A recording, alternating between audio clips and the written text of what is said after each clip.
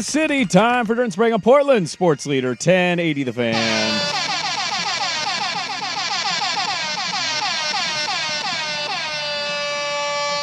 What is happening? That have the background music in it? I think it might. Has it always had that and I just didn't notice because the normal music's going? I believe so. We just learned that in real time. Well, I used to actually do it with a real horn. Yes, you did. But it got jostled around in my backpack, so it broke. And so Swag pulled that one day because he was hosting by himself. You needed the hype horn. You got to have the hype horn to start the show. Or no, you and I were late. We got stuck on an accident on 84. Oh, that was the day he pulled it. And he had to start the show. Come on. And so he had just pulled it from the logger and just started playing it. And I said, hey, the horn's broke and I don't want to buy a new one. Can we just use that? We just need a drop. I think, it sounded like that music was in the background. I was wondering if Swag was going to transition from bagpipes into that, which would be kind of a weird move, but yeah, definitely has the music in the background. I gotta say, bagpipe. Look, I love a good bagpipe. Don't get me wrong. Give you a hot take. That open sucked. I'm excited for the Open Championship. That open sucked. That's gonna put me to sleep every day this week. That is. I need to get amped. I need to get excited for sports talk radio, and that's not getting the job done. I have a lot of respect for Jason Swigard. He takes a lot of grief on this radio station, and sometimes he brings it on himself. However, I digress. As overworked as he is, that's one of the worst opens I've ever heard in my entire life. Yeah, that was not good. Bob. There was no energy in that. Nothing at all. I mean, I know we had a very big thing happen this weekend, but that was funeral bagpipes, not hey, there's an Open Championship bagpipes. You know what I mean? That was kind of sad. We don't need sad bagpipes. We need happy bagpipes, and those were not happy bagpipes. And I'm kind of upset. I feel like we need to go pull the Joker and the Thief as a side song. Yeah. For the rest of the week, so then you get through the Open and then you play that. I agree with you. It gets me going a little bit. Yeah. Like college football's about to kick off. Now my blood's flowing. College football video game is here. I'm with you. The energy on that bagpipe open. And I'm curious because I think he makes opens for other shows. He does. I think he makes them for all the shows. Which I would argue, side note, kind of ridiculous that the other two producers aren't doing that. I hope I'm wrong on that, by the way. Do your job. Where's Bill Belichick when you need him? But that open really was kind of a killjoy. Not good. The college football stuff is going to... There was a meme going around yesterday, and one of our P1s, I think Spokane Jeff, sent it to me, and I saw it, and I was laughing out loud, because it will be me today. And it was basically the Flexio guy in a commercial. And the first picture of the meme is a hole, and it's like basically all of society falling apart. And then picture number 2 is him slapping some Flex Seal on it, which happens to be CFP 25.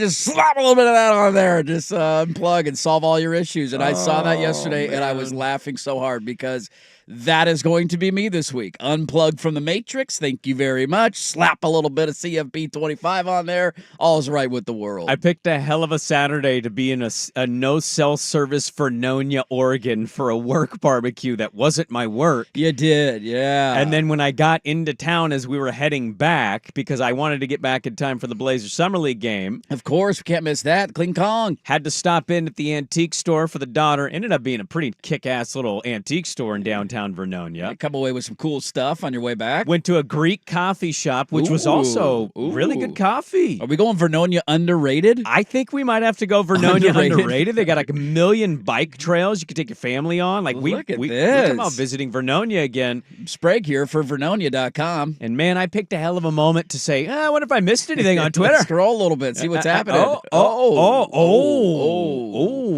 Bit of a day, bit of a weekend, bit of a newsy weekend. Hey, your first presidential assassination attempt of your life. Yeah, I don't think we've ever had one in our lives, have we? Reagan was the last one in 1984. 84. Right before the second election. There you go. Yeah, 1984. I wasn't alive. Neither was I. Can I just really quickly throw in that in all the lists of assassination attempts, now the gun wasn't fired, but everybody is forgetting about President Gerald Ford, the attempt on his life. No, I heard about that one too. But I didn't know because the details NBC of it. was forgetting. Like they included I actually am a 3 or history 4 guy. in I there. don't know what happened to Gerald Ford. So it was either in San Francisco or Sacramento. He was kind of doing a local event, walk amongst the people. Is this when he was after he took over for Nixon when he Yes. was running for? Okay. No, this was after he took over for Nixon and just walking, I believe, talking with the mayor of that city on their way to City Hall, kind of a walk and talk for the press. And somebody literally ran up in the path with a gun and was as close to, I think, you guys are to each other now. The gun jammed, thankfully. Oh, He wow. was tackled,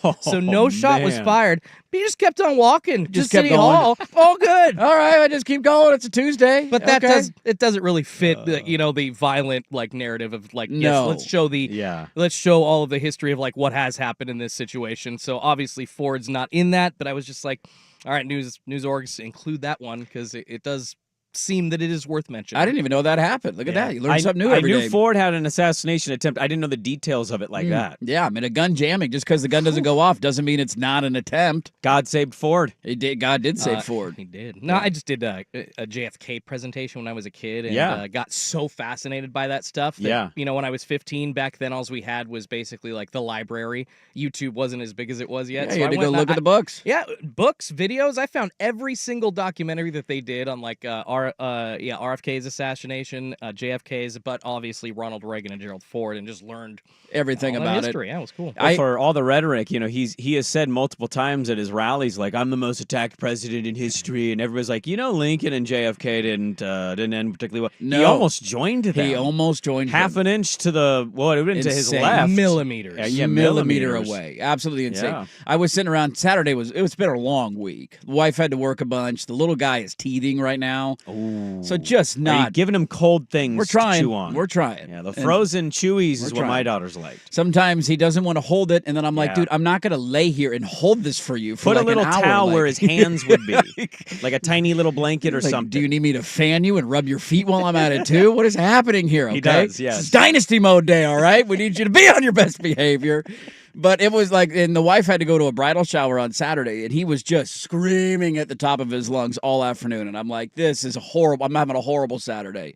Finally, I put him in the crib for 10 minutes, and I'm like, let's just see what's going on. And I had the same thing. The first video that I saw of it was somebody taking a video of it on TV. It wasn't the actual news I feed. think that's the one I saw, And too. I'm like, wait, what? And you're like, and then you watch it, and you're listening to it, and you're like, I know it's gunshots, but it doesn't sound that loud. It just nobody reacted. Nobody really behind him reacted. either. That was weird. And then he's standing up and exposing himself, and I'm like, if somebody's trying, and you're trying to wrap your head around everything that's going on, and then I fell into the I don't know how you don't. You fall into the vortex of just I'm looking for more information. Was this just an assassination attempt? What the hell happened? And you're trying to find answers. And I am very excited to unplug today because I spent way too much time this weekend on social media. See, I did kind of the opposite. I saw the couple highlights, the videos on Twitter at least, and then got home. I checked it one more time, and I had seen the temperature had risen, obviously, with a... Temperature's up there, Bob. Very quickly. And I'm like... Temperature is high right now. You know what? Everybody... Look, let's not pretend we don't do all of these things. We're all dabbling in thoughts of varying degrees, but you don't go on the internet. No, don't send your tweets. You stay off. Hold your tweets. You just... And no, of course, people can't stay off because they got to fire off the tweet that's going to get them retweeted or get them, the most likes. That's right. You got to play to the crowd and all that stuff. So I checked it again. I'm like, you know what? I'm done. Yeah. I'm unplugging here. I'm not reading any follow-up. We got Summer League coming up. I got clinging on my TV in about 20 minutes. I did love, somebody had a thing of I love the random people. This is such a major news event. And then you get a random Orioles RBI single in the top of the third. You get those sprinkled into your timeline. I had a clinging Summer League tweet. And that's exactly what I was going to say. I'm in this vortex. I have the Blazer game on, but I'm in this vortex, trying to find more information. And there's a Sprague tweet that pops up. Defensively, it looks pretty good. He's grabbing some rebounds. Offensively, maybe Scoot should be playing. I'm like, yes, there's a Blazer Summer League take mixed in here on a Saturday. Yeah, I mean, look, I'm not very, very political in nature. I'll certainly have conversations with people that are in my life. I've obviously posted in the past on various personal social media accounts. I've since learned from that. I'm just unplugging from it. Yeah. And I had a friend who's I'd kind of put him in the middle politically. Okay. And he threw out at our big group chat, and he was just like, "Can't believe this happened. Now he's gonna win in a landslide." And I was interested in that, and I said, "Okay, I've seen this take." My rebuttal was like, "You really think at this point in the polarizing options that we have where one side doesn't even want to vote for the side they're going to vote. No. And the other side's No. just all in no matter what the other one does. Not a lot of swayed voters out there. I think that's kind of my point, because I've seen this take in politics and in real life of like people thinking this has wrapped the election up. And I'm just like, I know it was a really weird moment. It's a unique one for a lot of us in our lives. That was horrifying, man. Yeah. It was. It's horrific. My takeaway, I don't think this actually changes anybody's vote. I don't know who the person is that's like, it's the 81-year-old or the orange makeup guy. Oh my God. He almost got shot. I'm going to go vote. But he's alive. I'm voting for him. Like, it's awful, but I don't know who that person was. So I just had like a rebuttal. Like, I personally don't think. I think one side was always going to vote how they're going to vote. Sure. And the other side was always going to vote how they're going to vote. I think the only qualifier there is one of the biggest drivers of elections is energy and turnout. Yes, and sir. does this change the energy and turnout where a lot of people might have said, I'm not voting because I don't care or I don't like either candidate, that then drives them to the polls. That's one. I don't think it's about people like all of a sudden going from I'm voting for the other guy now. I think it's more so am I now motivated to go vote because this happened? Yeah, it's more of an empowerment thing. We saw people that I feel like have kind of silently been supporting Trump and not really wanting to tell anybody or say it on social media or say it to their coworkers. Say, F it, I'm going to say this now. And I do feel like that alone will sway some people that might have been saying, I'm not going to vote for either of these candidates. I don't want to get too political here, but it just does seem like this is a very empowering kind of feeling amongst at least people that would definitely agree with that. Yeah, want to step up. So you guys think that this is going to sway it? I mean, I have no clue. Because I don't think we're going to have the turnout clue. we had last election. It's two old geezers. Yeah, it is two old geezers. And one side's not very motivated right now. I know that. If you had to ask me, I would say yes, it does. But I'd say yes, it sways. That picture is iconic, and I think that alone, the historical attachment to that, it's just... What did Reagan beat Mondale in? Like 49 states to landslide. 1? I mean, and that was right after the assassination attempt. So if we're looking at history, and I'm not saying that it's exactly, what's going to happen, but looking historically, this is a very empowering thing at the ballot box. The craziest one that I was reading about this weekend, Theodore Roosevelt, I believe, was shot when he was like on his way to give a speech. Mm-hmm. And he went and still gave the speech with a bullet in his chest. And he talked to a crowd for like an hour. Now, people tried to use it for historical context, but I think he ended up losing that election. So I don't think his shot attempt affected him too much politically. So that one was kind of... So that one didn't play out, huh? but it was still like, wait, what? Huh? How crazy is that? Just showing up and giving a speech with a bullet lodged in his chest. Thought it was a little odd to be shot at, and like... Of course, Mr. Reality TV, he plays to the moment. Just a little odd to it was brilliant. Allow him to get up at all by Secret Service. Dude, there are so many questions that need to be answered. A lot of questions. He reportedly, that guy was called out like 8 times by different people. Wild. Also a registered Republican. One guy saw him crawl up onto the roof and was like trying to wave at officers like, hey, there's a guy over here on a roof. Should we do something about it? Like, what is going on here? Local police might have dropped They the said ball, that was one of their allegedly. prime like security threat targets. The Secret Service did that. I analyzed that building as being a prime target threat, and then you got a bro that crawls up there and nobody does anything about it. Yeah, it's really frustrating to know. I mean, these are happening all over the country, right? So Secret Service is working with local police in each area, and essentially, I think Secret Service wants to be as close to the president as possible. This was 150, 200 yards away, and then you've got local law enforcement always helping and securing those kinds of scenes, FBI, state, county, and somewhere along the lines, more likely than not, this is allegedly, there was a major, major drop in communication. That building had to have been. Well, that building was reportedly assigned to local police. This is what they told the cops. Those cops were told multiple times, hey, there's a guy going up there, and nothing happened. You're talking about bystanders at the event, just pointing it out, and they didn't do anything. They didn't do anything. Wow. And the kid, he's 20 years old. I read a little bit about him. Really weird. Kind of like the Vegas shooter. We have no information. No. There's none. He's a registered Republican. His mom's a Democrat. His dad's a Republican. He donated $15 to a Democratic thing at 17, but he's a registered Republican who was a part of a gun club, and everybody in his life was like, he's always quiet, but really nice. Worked at a senior home. He was preparing meals, doing just no big deal. Somebody said, I didn't even know he was really political. There's no trace of it on a social media. It's the Vegas shooter all over again. It's like there's just nothing. He's just dead. Now we don't know. It's an absolute blank slate. Yeah. Good luck figuring that one out. Yeah, I'm sure today's going to be great. Yesterday was a lot of, hey, the temperature's too hot. You guys are making the temperature hot. I'm like, well, let's see what tonight is. Let's cool that temperature down a little bit. You know what's going to do it?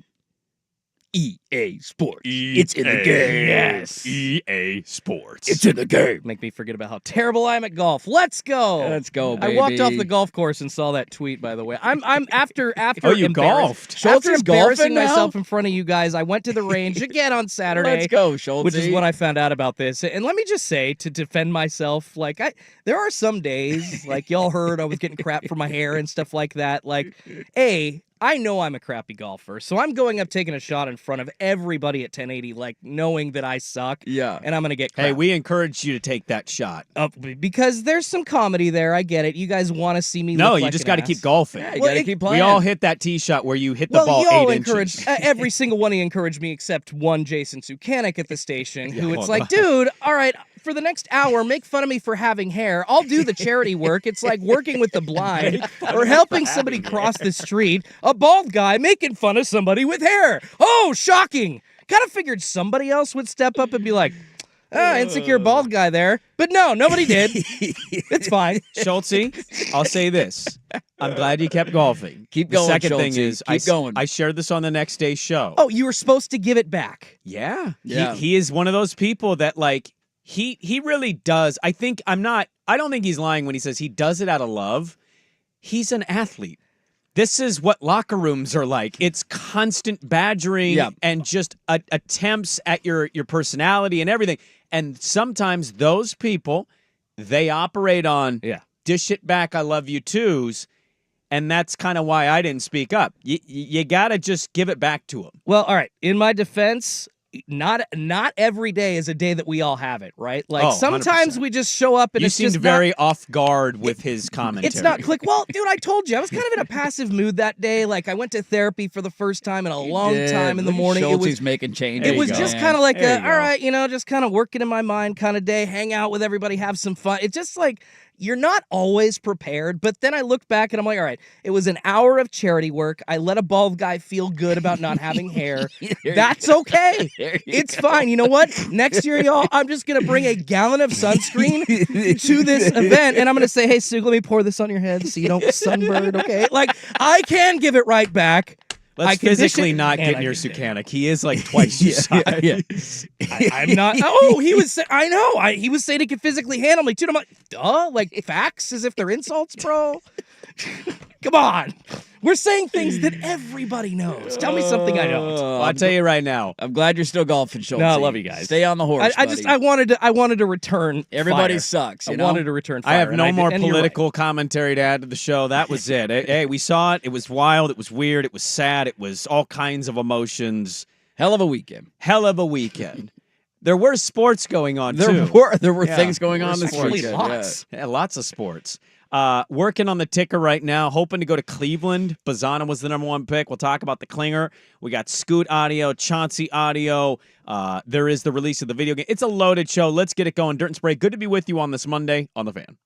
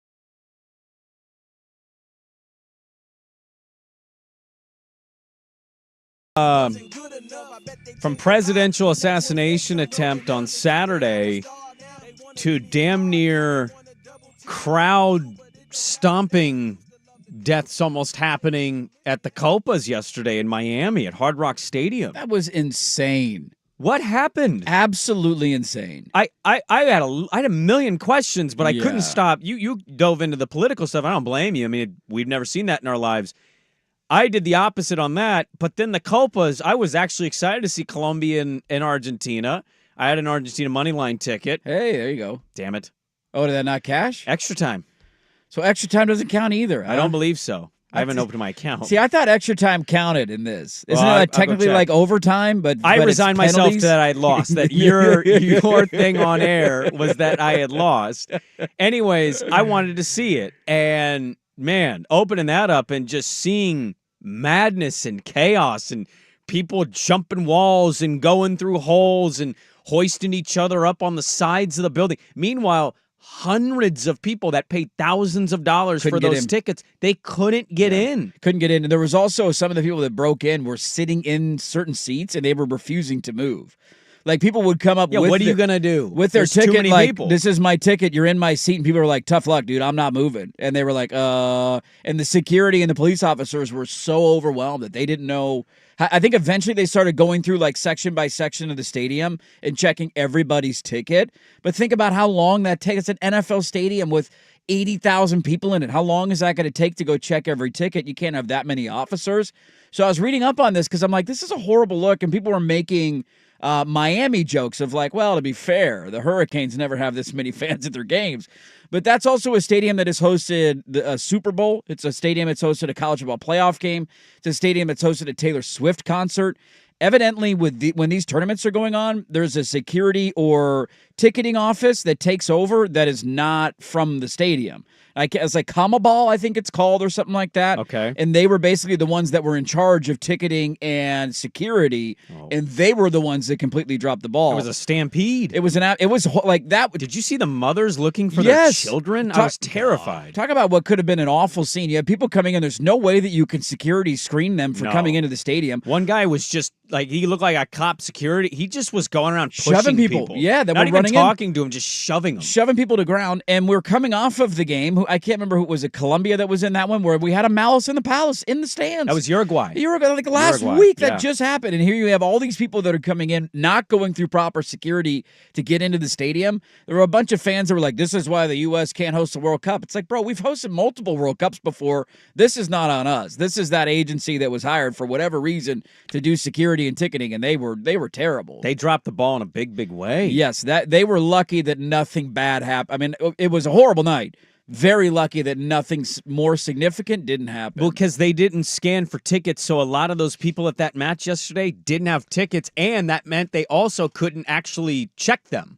No. So if somebody has out of sorts, they've had some alcohol, feeling a certain way, anything was on the table at that point. Can't even see if they're a ticketed fan or not. Well, no, I'm talking about weapons. Yeah, just they weren't sure checked. You don't have Nobody anything. was checked. They just stampeded their way in, and I was like, dude, could anybody do this in any city? Like, if there's an NFL game, just storm the could stadium. An NFL fan base just storm an NFL stadium? No, we're actually a country of decorum. This is the problem, is that soccer has this association with it, at least European soccer, as far as trying to sneak into a game. What is it called? Like, there was the term that came out in that Netflix documentary about the 2019 or 2020 Euro Championship, where basically they talked about the same thing happening when England was in the Euro Championship. Just stampeding their way in. Yeah, people just bombarding their way in past 3 layers of security that they really actually attempted to stop this kind of behavior at, and you just can't. Really, the problem is the culture of the crazy drunk soccer fan sitting around getting drunk all day. Football games usually, they happen by 1 o'clock in the afternoon. When you're doing 14 hours of partying for any event, it's going to get bad. And along with that, this is a major problem in soccer. And I don't know how it stops, but it has to. You've got to change the vibe when you're going to a soccer game. That's disgusting. You got to make single file lines, I think. No kidding. I mean, you You can't. just need actual security. Well, Like, you I need mean, police that's it, officers. yeah. You need security. You need people that are going to not let the folks storm the gates, Well, man. Here's the thing. It was a was siege. it looked like soccer January It 6th, did. man. We're invading territories here. Here's the thing about it, too. That soccer match was tremendous. Was it a good game? It was. Yeah. It was a good match. Good match. Yeah. Good little It was a match. Great match. I watched some of the first half. The game-winning goal was kicked with 5 minutes left in extra time. Oh, it took that long. It Nothing tie. It was 0-0. 0-0 all the way. Huh? 0-0. Finally break through. Messi's ankle got messed up. I did see Oh that. my God, it looked like the size of a softball on his foot. I did see that. And he just had no idea. And then finally Argentina broke through. They got a beautiful little sweet goal and ended up winning the whole thing.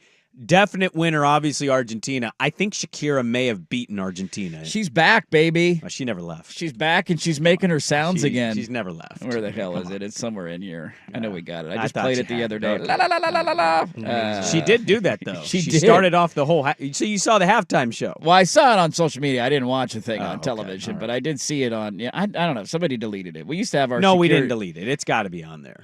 Why would Swag delete that drop? I don't know. We He lost. plays it as much as anybody. We lost like 5 drops along our bottom row, and I feel like it used to be in there. Well, no, here it is. Got it. There it is. So she did Hips Don't Lie, and she did like a couple teases with doing the chorus, and then she looked and it was like, ah! And then she went down, and that was more of a turkey gobble than it was a Shakira thing.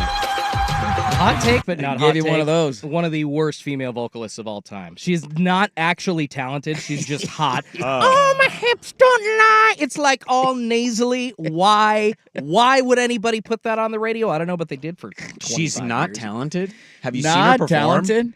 As Have far you as seen her vocal, perform? she can dance. She's hot. Damn right. I You Damn know right. what don't lie, Schultze? You know what don't lie? Her hips. Her hips don't lie, but her voice Her does. hips don't lie. Yeah, you kind of went a little bit more of that.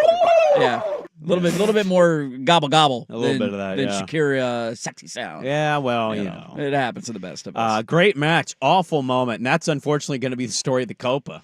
That will be the thing that we remember, that we had a malice in the palace on our territory. We did. And the USA sucks. Couldn't get out of the group stage. Canada's better than us. And there were maybe 400,000 people in a stadium that fits about 80,000 last Did you night. watch the Euro final? I did not, no. Llama any Llama soccer? Pants Pajama was on the television in the afternoon. The hell is Llama Llama Pants Pajama? Your that guess a child's program? Your guess is as good as mine, buddy. You didn't watch the Euros No, either? I did not watch the Euros. España. I almost had did my they draw. win? Oh, Yeah, they also got the nice. game-winning goal with like 5 minutes left. Hell yeah, Spain. That's awesome. I hate you. I'm so excited for soccer to can we just fade it back to the background now? We had Can we nothing just fade else. it? Can we just fade it for a minute? What was Just wrong with having the Copas and the fade Euros it. here for a month? Fade it down. God, what is your problem? Timbers won 3-0? I was watching the Giants game, I think, yesterday. They had a sub 500 team. Nice walk-off infield Little League home run. Bitch, put that in your pipe and smoke it. I saw somebody with the Giants say, we went all in with our chips. We need to reevaluate what we're doing. Yeah, And I we thought, do. you did? Yeah. You went all in with that roster? Jorge Soler, World Series MVP. Matt Chapman, 3 years multi-time All-Star. Blake Snell, reigning Cy Young Award winner. Oh, a roster of has-beens. Yeah, that's what it was. Hell yeah. I mean, they suck. I totally get that they suck. Chastising soccer. I watched the Giants who are 9 games under 500. Hey, I'm not chastising anything. You do you, boo. You watch whatever you How want to did watch. you not watch the Euro finals? I just don't care. Okay, I don't all right. care. All right. I try. I don't care. All right. I gave it an effort, man. I saw the Timbers won big, though. That's cool. They're 3-0. on an absolute roll right now. We might win the championship. See, there. I'll watch that. I'll follow that. Timbers playoffs. It's my city. I'm interested in that. Nationwide soccer stuff. Like, it's not my cup of tea, All man. right, all right. Well, Yeah, I know. I think soccer lost some fans this weekend. Not my bag, just baby. because of a very, very eventful weekend in the world of sports and beyond. Well, I know something that is up your aisle. I owe you an apology today as well, so I'll give that to you at the top of the hour. We have a whole lot to get to. Dirt and Sprague back with more, but first, Schultze with a sports update. This is an Open Championship Week edition of Dirt and Sprague. Brought to you by Langdon Farms Golf Club. Now, from the Fan Sports Desk, a Sports Center update on 1080 The Fan. First on the Fan, huge local news in the MLB draft as the Cleveland Guardians took Oregon State second baseman Travis Bazzana with the first overall pick. He becomes the first ever second baseman taken with the number 1 overall pick. The 21-year-old from Australia putting up an insane .407 average with 28 homers and 66 RBIs in his junior season for the Beavers. Elsewhere around baseball, the Mariners losing again as the Angels beat them 3-2, taking the series as well thanks to a 3-run bomb from Joe Adell in the 8th inning. Seattle limping into the All-Star break at 52-46, just one game ahead of the Houston Astros for the lead in the AL West. On the pitch, Spain beating England 2-1 to take the Euro Cup championship, and it took Argentina until the 112th minute to get a goal on the board to beat Colombia 1-0 in the Copa America final. The start of that game delayed for almost an hour and a half after fans rushed the gates. And in the NFL, Vikings wide receiver Jordan Addison arrested for suspicion of DUI near LAX on Friday night. An officer reportedly found the Minnesota wideout asleep in his car, blocking a lane on the highway. And Donovan Clingan and the Portland Trailblazers Summer League team back at it tonight in Vegas against the Philadelphia 76ers. Tip-off at 5:30 p.m. on NBA TV. More sports scores and stories in 30 minutes. I'm Schultz at the 1080 The Fan Sports Desk. Listen live or on demand on the Odyssey app, the Fan's desktop player, or tell your smart speaker to play 1080 The Fan. The Hot Corner, now in its new time. Tuesdays at 7 after Isaac and Sue on Portland's sports leader, 1080 The Fan.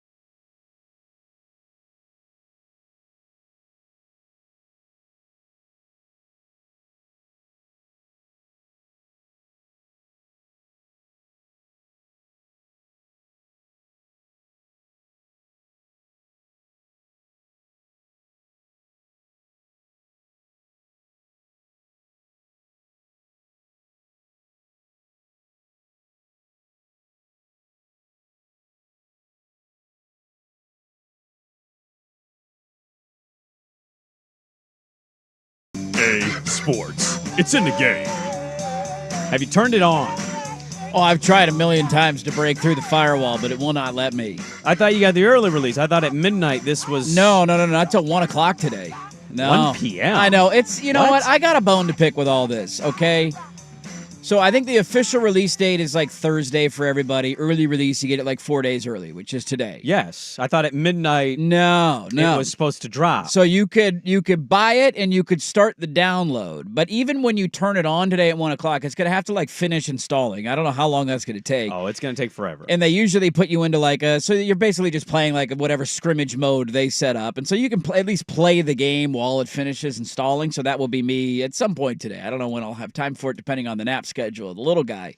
But like your prime target for this video game is middle-aged men who grew up playing this, right? Like this is the main people you're trying to reach, the nostalgia play. Obviously, you think that's the demo they're going for? I think the most excited demo is definitely 28 to 40-year-olds. It's not younger. They're not trying to capture the I think they 16 will. to 24. I think they will, but they've never played it before. They don't understand this. This is all new to them. They don't understand what they have on their hands. It was never taken away from them. I'm going to do that as a for poll 12 question. years. Who is this for? And if I were to release a video game with early release, knowing that a big swath of my client base is going to be middle-aged men, I am not having the early release time of your video game be 1 o'clock on a Monday afternoon. It should have been tonight. It should have been Friday night. It should have been Friday night, like midnight Eastern, 9 Pacific, or whatever you want to do. Like start it whenever, and then you got the weekend to play it going into the week. 1 o'clock on a Monday afternoon.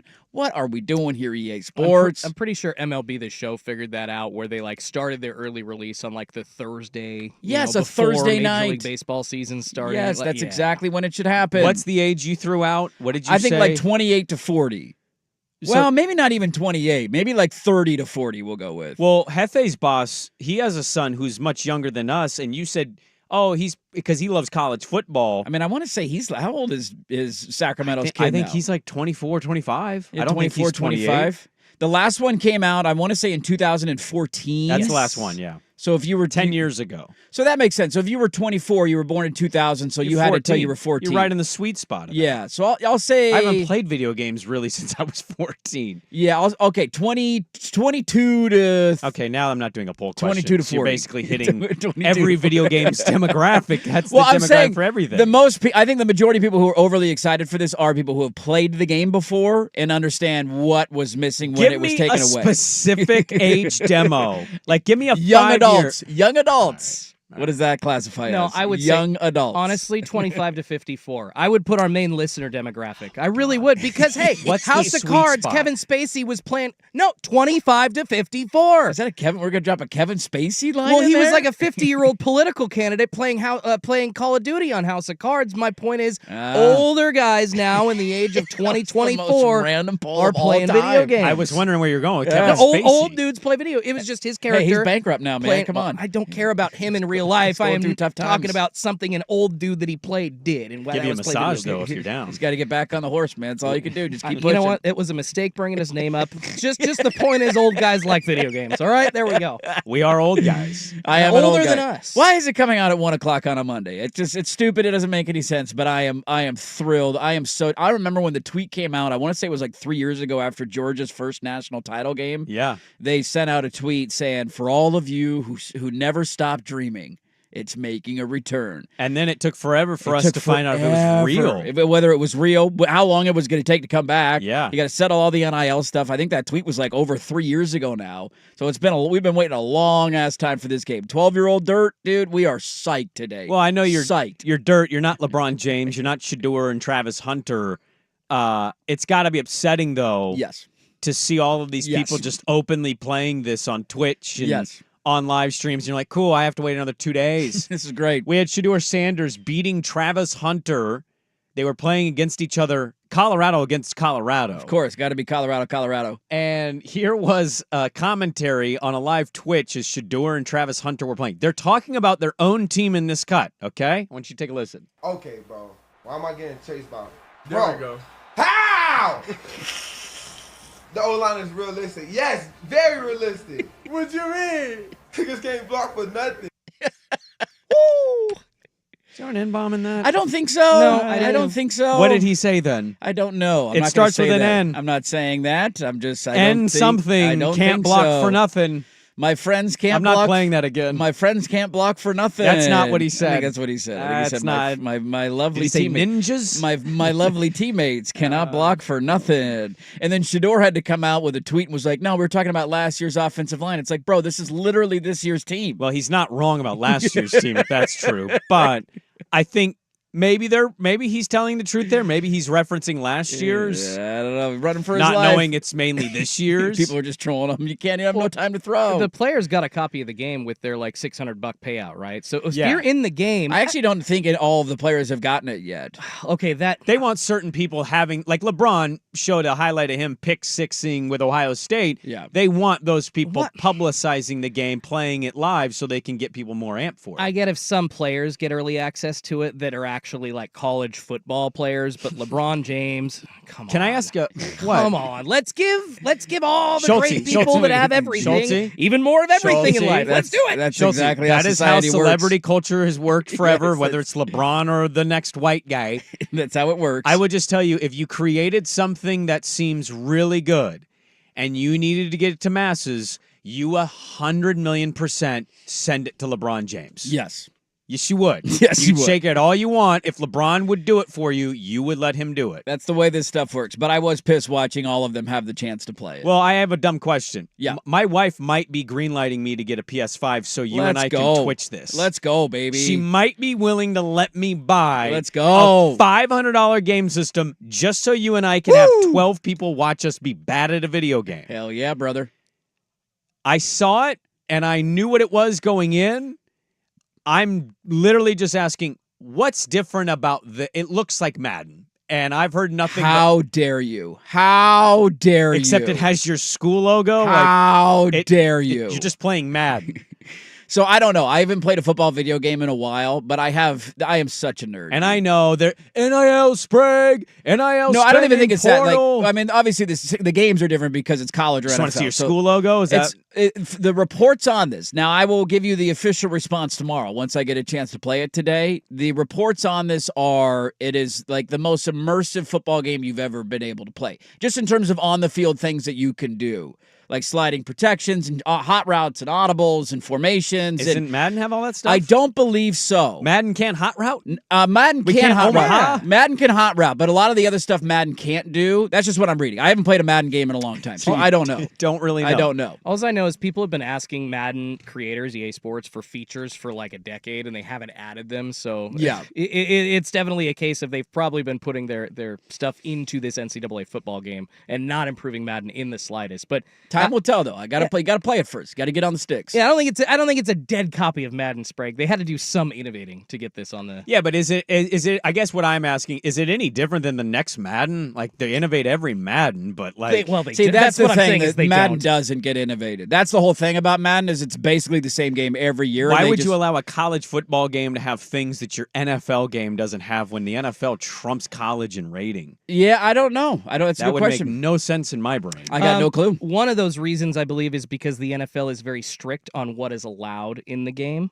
So I mean, MLB. Hot routes are restricted from. I'm not talking hot routes. I'm talking about like certain features that maybe you're asking for as a fan or a player of the game, and the NFL's like, not so fast. Can you give me? I'm just curious. Like, what would you be? Talking I mean, about super violent injuries. You don't have them in Madden. You don't have. I mean, referees aren't even on the field right now in Madden because I believe they don't have enough like memory to have everything happening in front of you. There's no refs on Madden. No, so anymore. essentially, when there's a penalty, it's just like a screen, and it's like 5-yard penalty, accept or decline. Wow. There's no ref cutaway. There's a hot none take. of that. So there's one thing that's not in Madden. Well, this game also has multiple broadcast teams, which is different from Madden. So That's that cool. That Yeah, kind of changes that's it up cool. a little bit. And there's a lot of like you can change the shell of your defense pre-snap. Like you can show one thing and run a different Oh, I defense. like that. Can't do that in Madden. I know that for certain. Do you know how to put a thing on Twitch? I have no clue. Like, if I get this system and Yeah. you and I play, how are we going to broadcast we'll it? figure it out. Somebody's got to know how to do that. I want Get a people to camera. see why I stopped playing video games. Yeah, Once joysticks got out of the controller, I was done. I got no clue how I to need do any of that. directional pads. What are we doing, man? Up, right, down. 13 listeners watching Oregon versus Oregon State. Let's go, baby. Civil War. Yeah, buddy. Let's go. Can't wait, man. You have the video game? Are you getting it? I pre-ordered it. Yeah. No, So you get it today at 1 too? I haven't checked. I see. I thought it was a 3-day early, so I thought it was like either 9 p.m. tonight. No, or it's like, today at 1 o'clock. Right, today I am at 1 o'clock. 100% I had certain no of that. idea. But So I'm excited, although I'm busy, kind of like Dirt is. Without the kid, we got stuff to do the next 2 days. I keep clicking the game, and I'm like, maybe at some point it'll let me in on accident, and it won't. It gives you a countdown. It's like, you're too early. 1 day and 4 hours and 32 minutes. Like, it just gives you the countdown. No. You guys are massive nerds. I want you to know that now going into 1 o'clock this afternoon. Absolutely, we are. And I owe Dirt an apology. You get to that at the top of the hour. We're back with more on The Fan. It's The Fan on demand.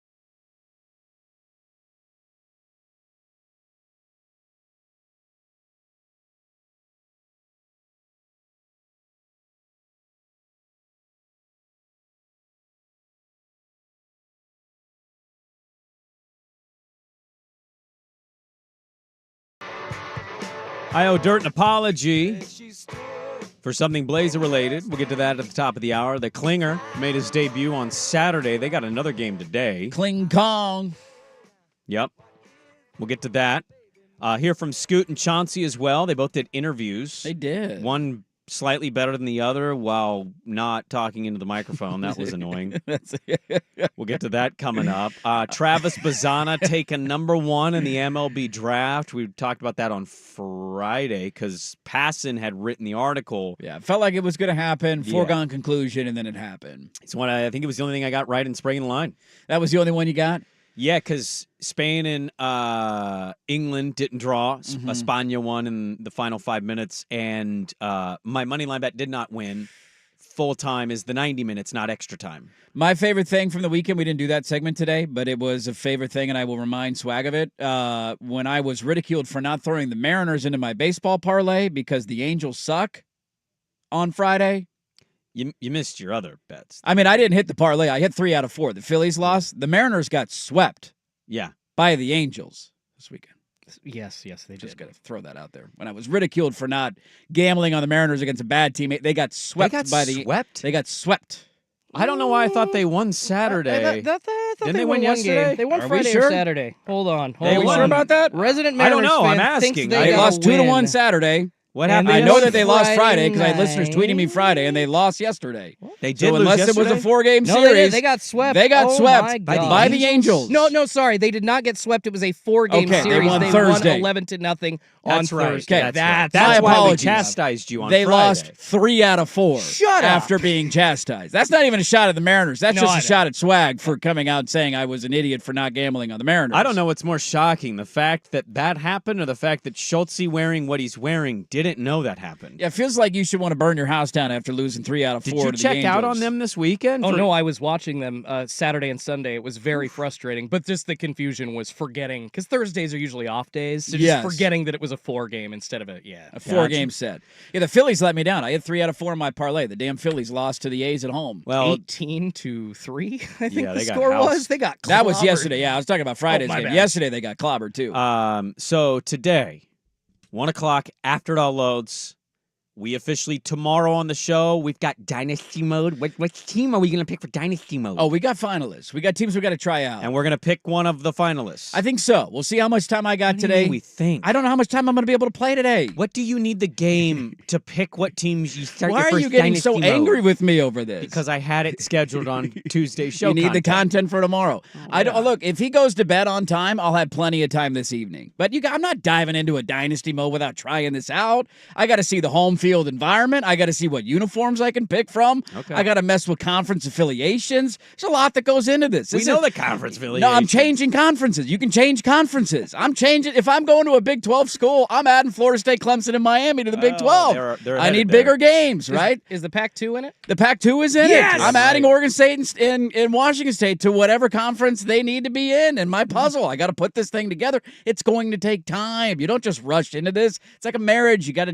date a little bit. You got to test out the waters. You got to let it age, and then boom, you're ready to go. But I should be ready to go by tomorrow. Did you see the report that they are? I think it was our guy Jason Shear in Arizona saying internally the Big 12 thinks they're going to be adding Florida State, Miami. That's the reports. He was pretty spot on some of the Pac-12 stuff. He was, despite Lot how he of makes people smoke there. feel. He had a lot of accurate information during that process. There's a lot of smoke there right now, and it makes sense for them because they need marquee schools, and I think they're going to get private equity and throw a butt ton of money at them. SEC Media Day start today. We've already got a piece of audio we'll get to coming up. Bazzana taking number 1. We start the second hour. Donovan Clingan makes his debut in Summer League, and I owe Dirt an apology. Loaded second hour, Dirt and Sprague on 1080 The Fan. Hey, everybody, Sprague here. You're familiar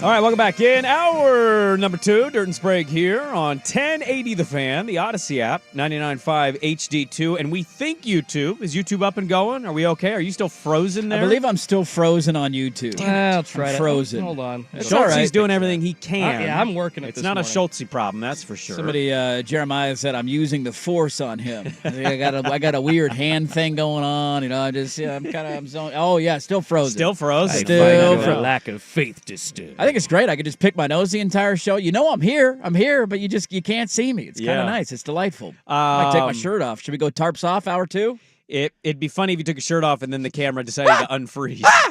Hot titties. There hot we titties. go. We did talk about that at the Fan Golf Classic. Should we start a 1080 OnlyFans? That was one of the things Was that one of the conversations? Yeah, we had that conversation. Who would pay? Who wants feet content? What do you need? I didn't hear that at all. We got you, dog. There You was were a- within earshot. I zoned out for like 40 minutes at one point. I was dehydrated, and I kind of get a point where I socially, I start to crumble, and I'm like, I'm kind of done. There's a I don't know how to explain it, but like when I socialize, my battery juice is only so long. Yeah, you got battery life. When the battery's done, you're done. And I was preserving for listeners that were coming to say hi, not all the shenanigans we were talking about in our own tent. And plus, there's a lot of fake laughing in those conversations under our tent. Like, it's such a funny point. That's a funny point. God, no kidding. And I just get to a point where I'm like, I don't care about this conversation anymore. I'm thinking about tomorrow's show. What are we doing tomorrow? What's going on? So I guess I missed the OnlyFans conversation. I'm yeah, sorry. 1080 about that. OnlyFans, man. Take your nips out, take your toes out. Let's get weird. Lot to get to. Still efforting a Cleveland guest. Travis Bazzana taking number 1. We're one of 4 programs now to have number 1 picks in the draft. I didn't see Oregon on that list. No, not a blue blood. I did see that he was the first ever second baseman taken number 1 overall. Yes, I think sir. first Australian, too. That's wild as well. First one from the Big Island. How has there never been a like a true second baseman taken? That blew my mind Can when you I think heard of that. a second baseman that in your mind I mean, no, says but how number many 1 random pick? guys have been drafted? How many number 1 picks can you even tell me over the last 30 years? Yeah, Half of them you probably haven't even heard It's of. got to be like always a catcher, an outfielder, a shortstop. Wasn't Maybe a pitcher of it other than Starting that. But if pitcher, you're talking yeah. position players, it's those 3: catcher, shortstop, outfield. Yeah. who is the guy I'm blanking?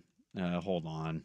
Well, it's just unique because every draft class is different. You're not going to, like, baseball's not one of those sports that I feel like these teams at the bottom are just drafting for need. You have the number 1 pick, and the guy just happens to be a second baseman. You're Dustin gonna take him. Ackley went number 2. He was close. What team took him number 2? Was it the Nationals? No, they got No. Strasburg. It was an I AL think. team, I think. Yeah, AL team. Was it a West? AL West? AL West team? Maybe the A's took him. I think. No, it wasn't Could have the been. A's. No, it wasn't Shut the up. Schultze, who was A's. it? Do you remember? Dustin Ackley. Why number are 2 you? Why are overall. you torturing me like this? That's a second baseman. That was. It's like No, number 2. He was no. close. He was actually taken as a first baseman, and then they Was he really? moved him to second Dustin base. Ackley was yes, first no, base? He was Dustin tiny. Ackley came out because he had Tommy John surgery as an infielder in college. So in North Carolina, they moved him to first base for his senior season. This is why okay. baseball, I love it, but it's weird. Kind Then of the what happened with Mariners- Harper. That's why Harper's playing first base. He can't throw anymore. Here's Yeah. breaking news. No one cares. Yeah.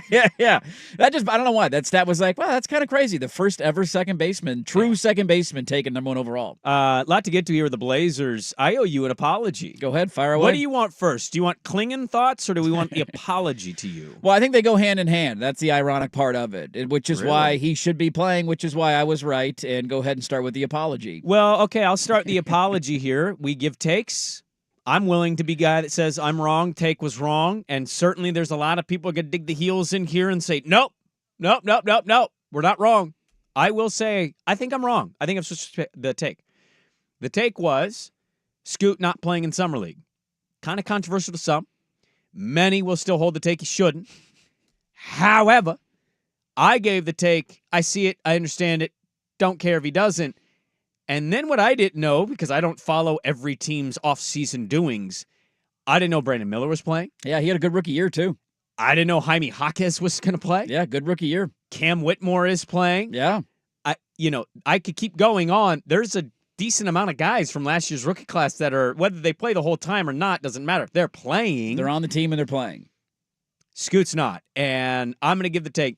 He should be playing. If it's only 2 games, cool. If it's even just 1, cool. Give me a half. I don't care. I'll settle for a half. I'm going to reverse and say, think you're right. He should be playing because Donovan Klingon's playing, and they don't have any guards. No. You know what I learned from the first Blazers Summer League No. game? Watching these things is going to be awful because that team sucks. They have no guard play. No. that team was horrific. Every other possession was a turnover, somebody that couldn't dribble. Ryan repaired one of the worst first halves I've seen from a player of note in a long time. We'll get to the Klingon stuff, but I owe you an apology publicly.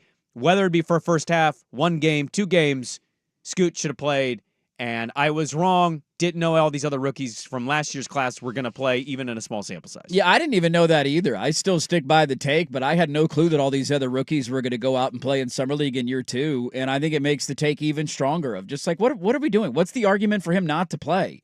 He had a wildly disappointing rookie season. I know the last month was great, and Blazer fans want to cling to that, and that's awesome. Maybe that's who he is in year 2. But his rookie season was wildly disappointing. He missed time early on with an injury. He's clearly young and developing. We need to get him more experience. Why would we not take every opportunity possible to get him on the floor? And the main argument that I was making when talking about this last week was Donovan Klingon is a guy who, through the offense, is not going to be like, hey, let's dump it to Klingon and clear out. Like, that's just not his game right now. And so he's going to get a lot of his looks and a lot of his touches through feeds from a point guard, running the pick and roll or finding him on a lob. Like, that's where a lot of his offense and a lot of his looks are going to come from. And just for Scoot to be able to give those to him, to help him out in Summer League, and for them to build a little bit of chemistry when you're trying to argue this is going to be your long-term point guard and long-term center, just give me a game, give me a couple of quarters. I don't need a big sample size. I'm not asking for Scoot to play every second. But it's one thing if you had a great rookie season, but then you find out all these rookies who had pretty decent rookie years were still playing. I was really disappointed he wasn't playing, and then watching that on Saturday night, I just was screaming in my living room like, yeah, it would be nice for him to be out there just to get a couple of more reps in and see if it helps him out for year 2. Well, here was the thing, and part of the reason I reversed the take was not just, I mean, a big part was, Jaime Jaquez is playing? Like, that guy's got nothing to show, nothing to prove. Nothing. He had a great rookie campaign with Miami, showed a lot of teams a little bit of regret not taking him. Yeah. Brandon Miller, remember, he had a shaky first Summer League game, and I jokingly said, we made the right pick. Yeah.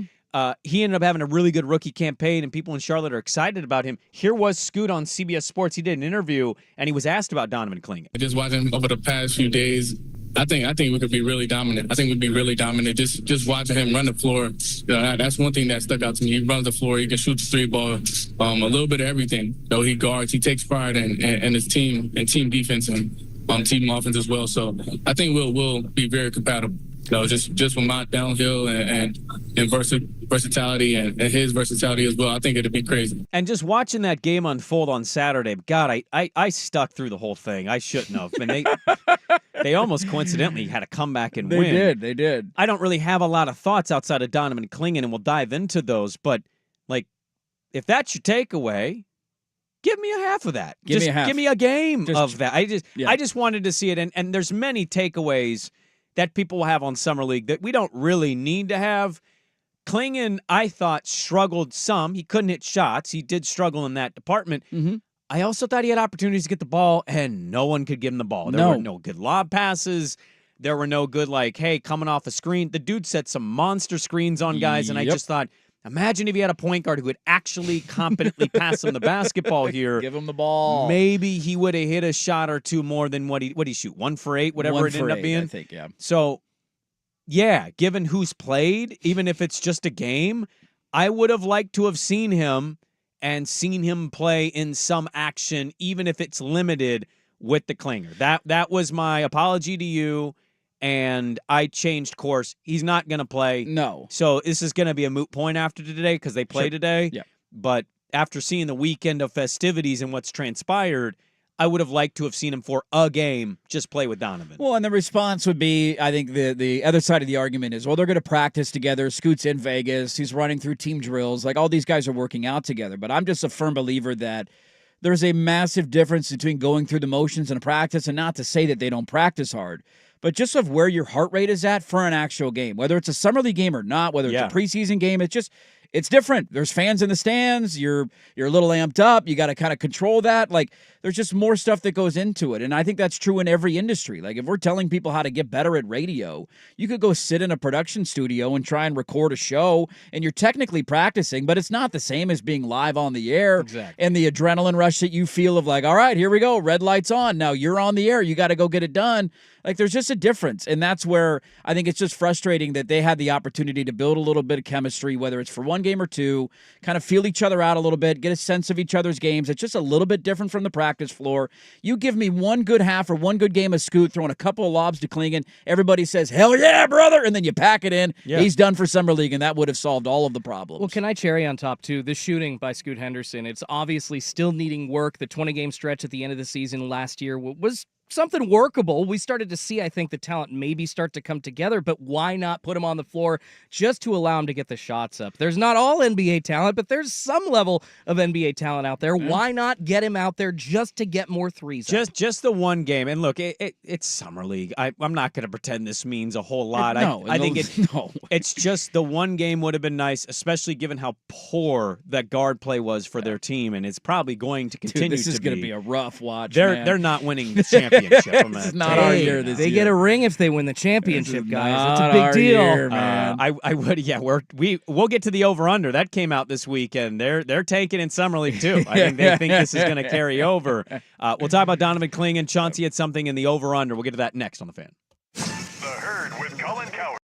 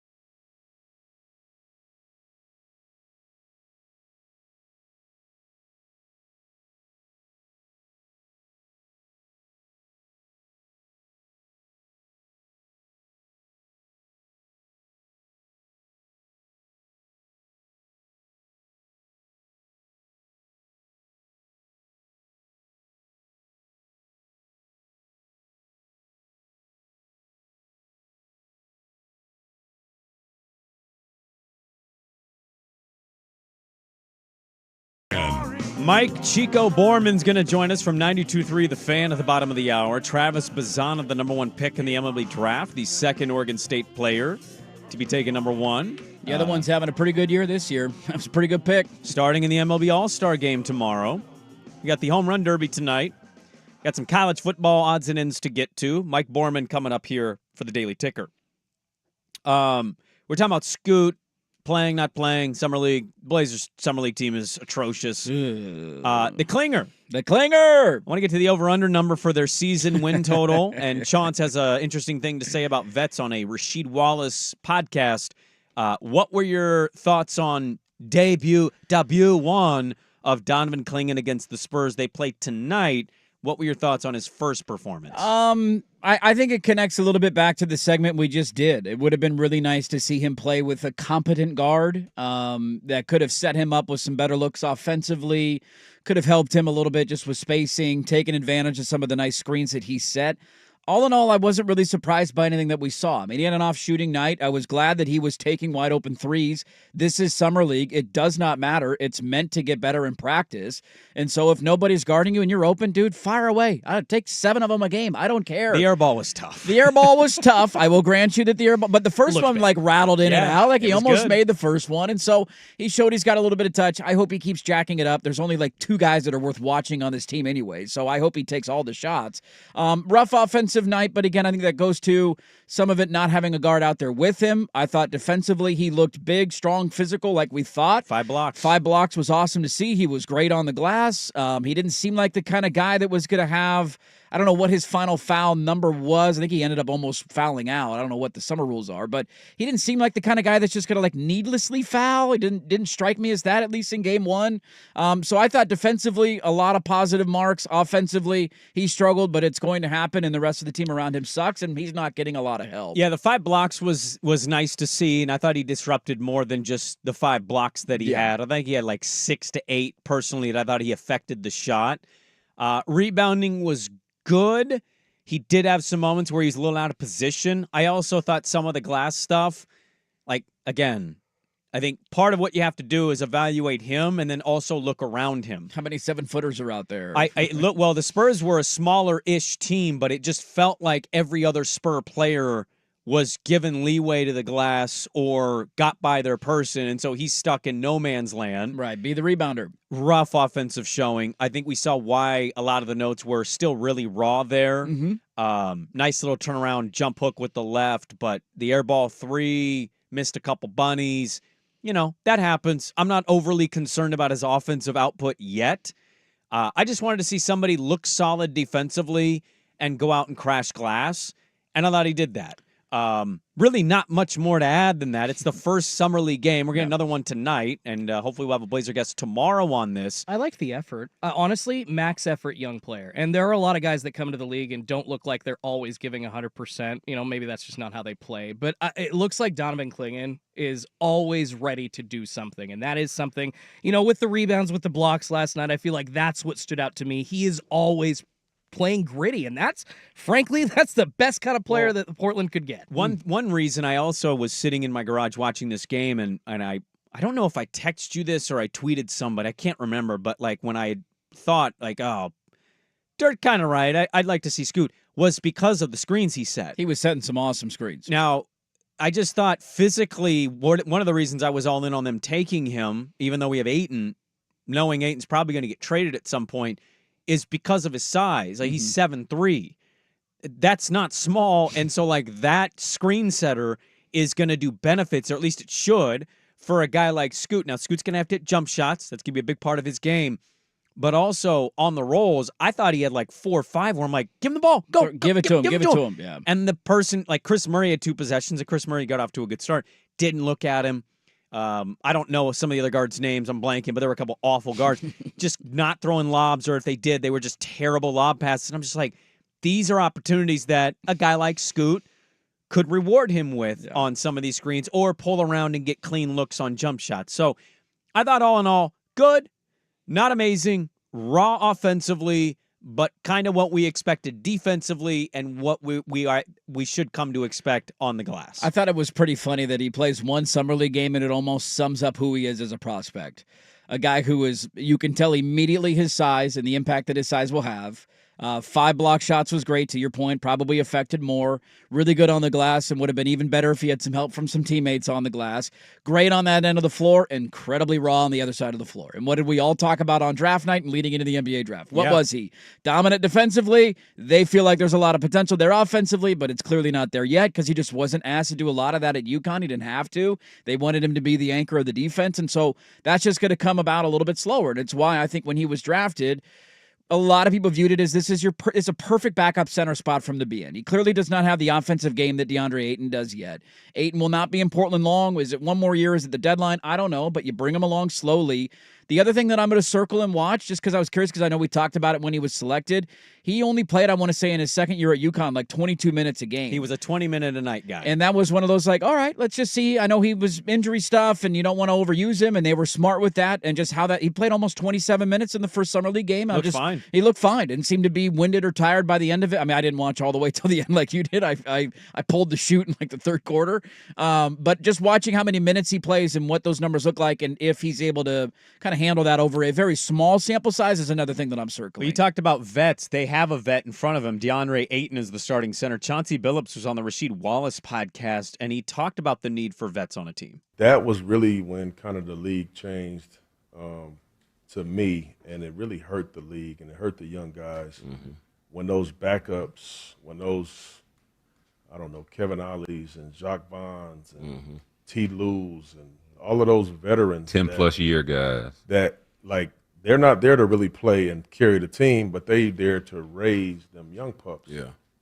Well, when they took them dudes out of the locker room and started replacing them with the 19 and 20-year-olds, well, it made it tough because your starters is 23. Yeah. And now they 19. Now who gonna raise the 23-year-old? Your old head's 25. So, like, you see, like, you know, Miami just got off of it when they did it with UD. I mean, that was incredible for them to keep him around like that. For that long, yeah. Right. You see teams starting to, like, kind of keep Taj Gibson around. Yeah. You know, like, I just believe that most teams that are young should have one or two of those type of guys to just help.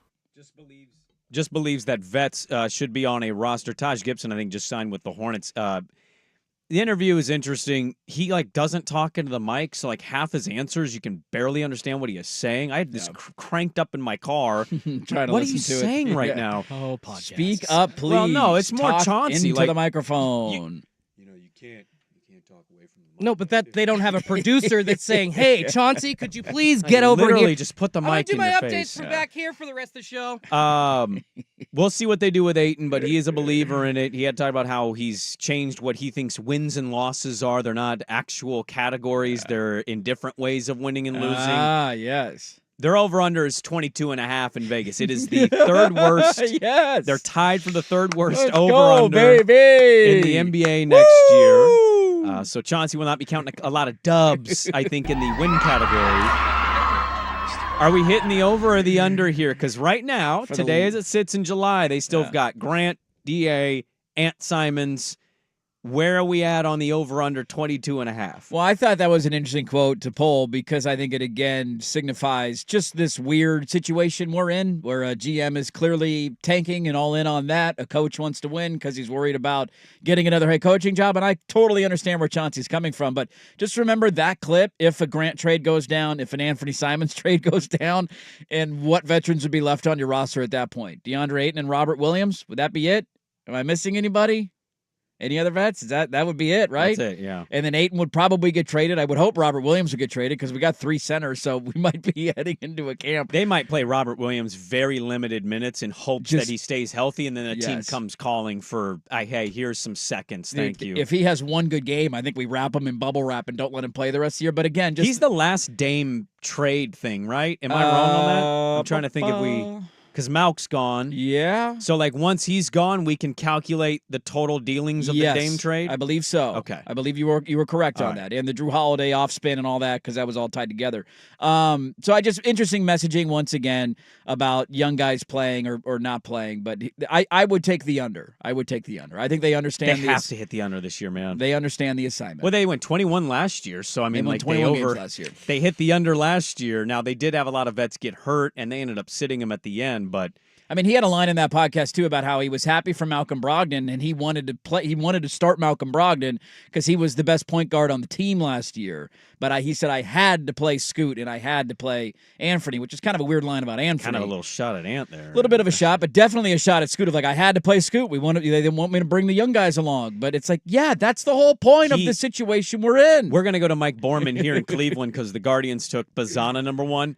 He's got a definite feel of when this does end, he is going to discuss some of it. And a tell-all interview. I don't think he'll be mean. I don't think he overly attack Joe, but he has dropped little nuggets here and there, and I think there's a podcast interview to be done once he is gone that basically says, I wasn't allowed anything, and we weren't trying at all, and my voice didn't matter, and it was clear that it was going to end at some point, and it ended. Like, I'm not going to be surprised one iota if that happens. He's going to have to do that because he wants another head coaching job at some point. And based off of this head coaching record, he is not going to get one, and so he's got to defend that. We'll see what game 2 for Donovan Clingan and the Blazers. It's a rough watch, that team, but at least you got the clinger, I guess, to watch. Other summer league dealings as well. We got NFL, college football to get to. Coming up next, we go to Cleveland. The Guardians took Oregon State's Travis Bazana #1. Mike Borman joins us. They've had a great year from Stephen Kwan, Oregon State Beaver, and they're #1. What Bazana means to them getting drafted #1, that's next on The Fan. This is an Open Championship Week edition of Dirt and Sprague. Brought to you by Langdon Farms Golf Club. Now, from the Fan Sports Desk, a Sports Center update on 1080 The Fan. This update is brought to you by Annie Plumbing, Heating, and Air, serving Portland, Southwest Washington, and the Gorge. Online at AnnieHeatingandCooling.com. It's hard to stop a train. First on The Fan, the #1 pick in the MLB draft is an Oregon State Beaver. The Cleveland Guardians taking second baseman Travis Bazana, making him the first ever second baseman taken with the top overall pick. He's a 21-year-old from Australia and put up an insane .407 average in his junior season, along with 28 homers and 66 RBIs. Elsewhere around baseball, the Mariners losing again to the Angels. They beat them 3-2 yesterday with a 3-run bomb from Joe Adell in the 8th inning. The Mariners limping into the All-Star break, just a game ahead of the Houston Astros in the AL West. And on the pitch, Spain beating England 2-1 to take the Euro Cup championship. Argentina beating Colombia 1-0 in extra time. It took them until the 112th minute to get that goal in the Copa America Championship. More sports scores and stories in 30 minutes. I'm Schulte at the 1080 The Fan Sports Desk. Listen live or on demand on the Odyssey app, the Fan's desktop player, or tell your smart speaker to play 1080 The Fan. The Fan Merch Locker has new shirts from the fan shows and hosts you love. Get yours now at 1080thefan.com. Are you thinking about getting a new TV this week?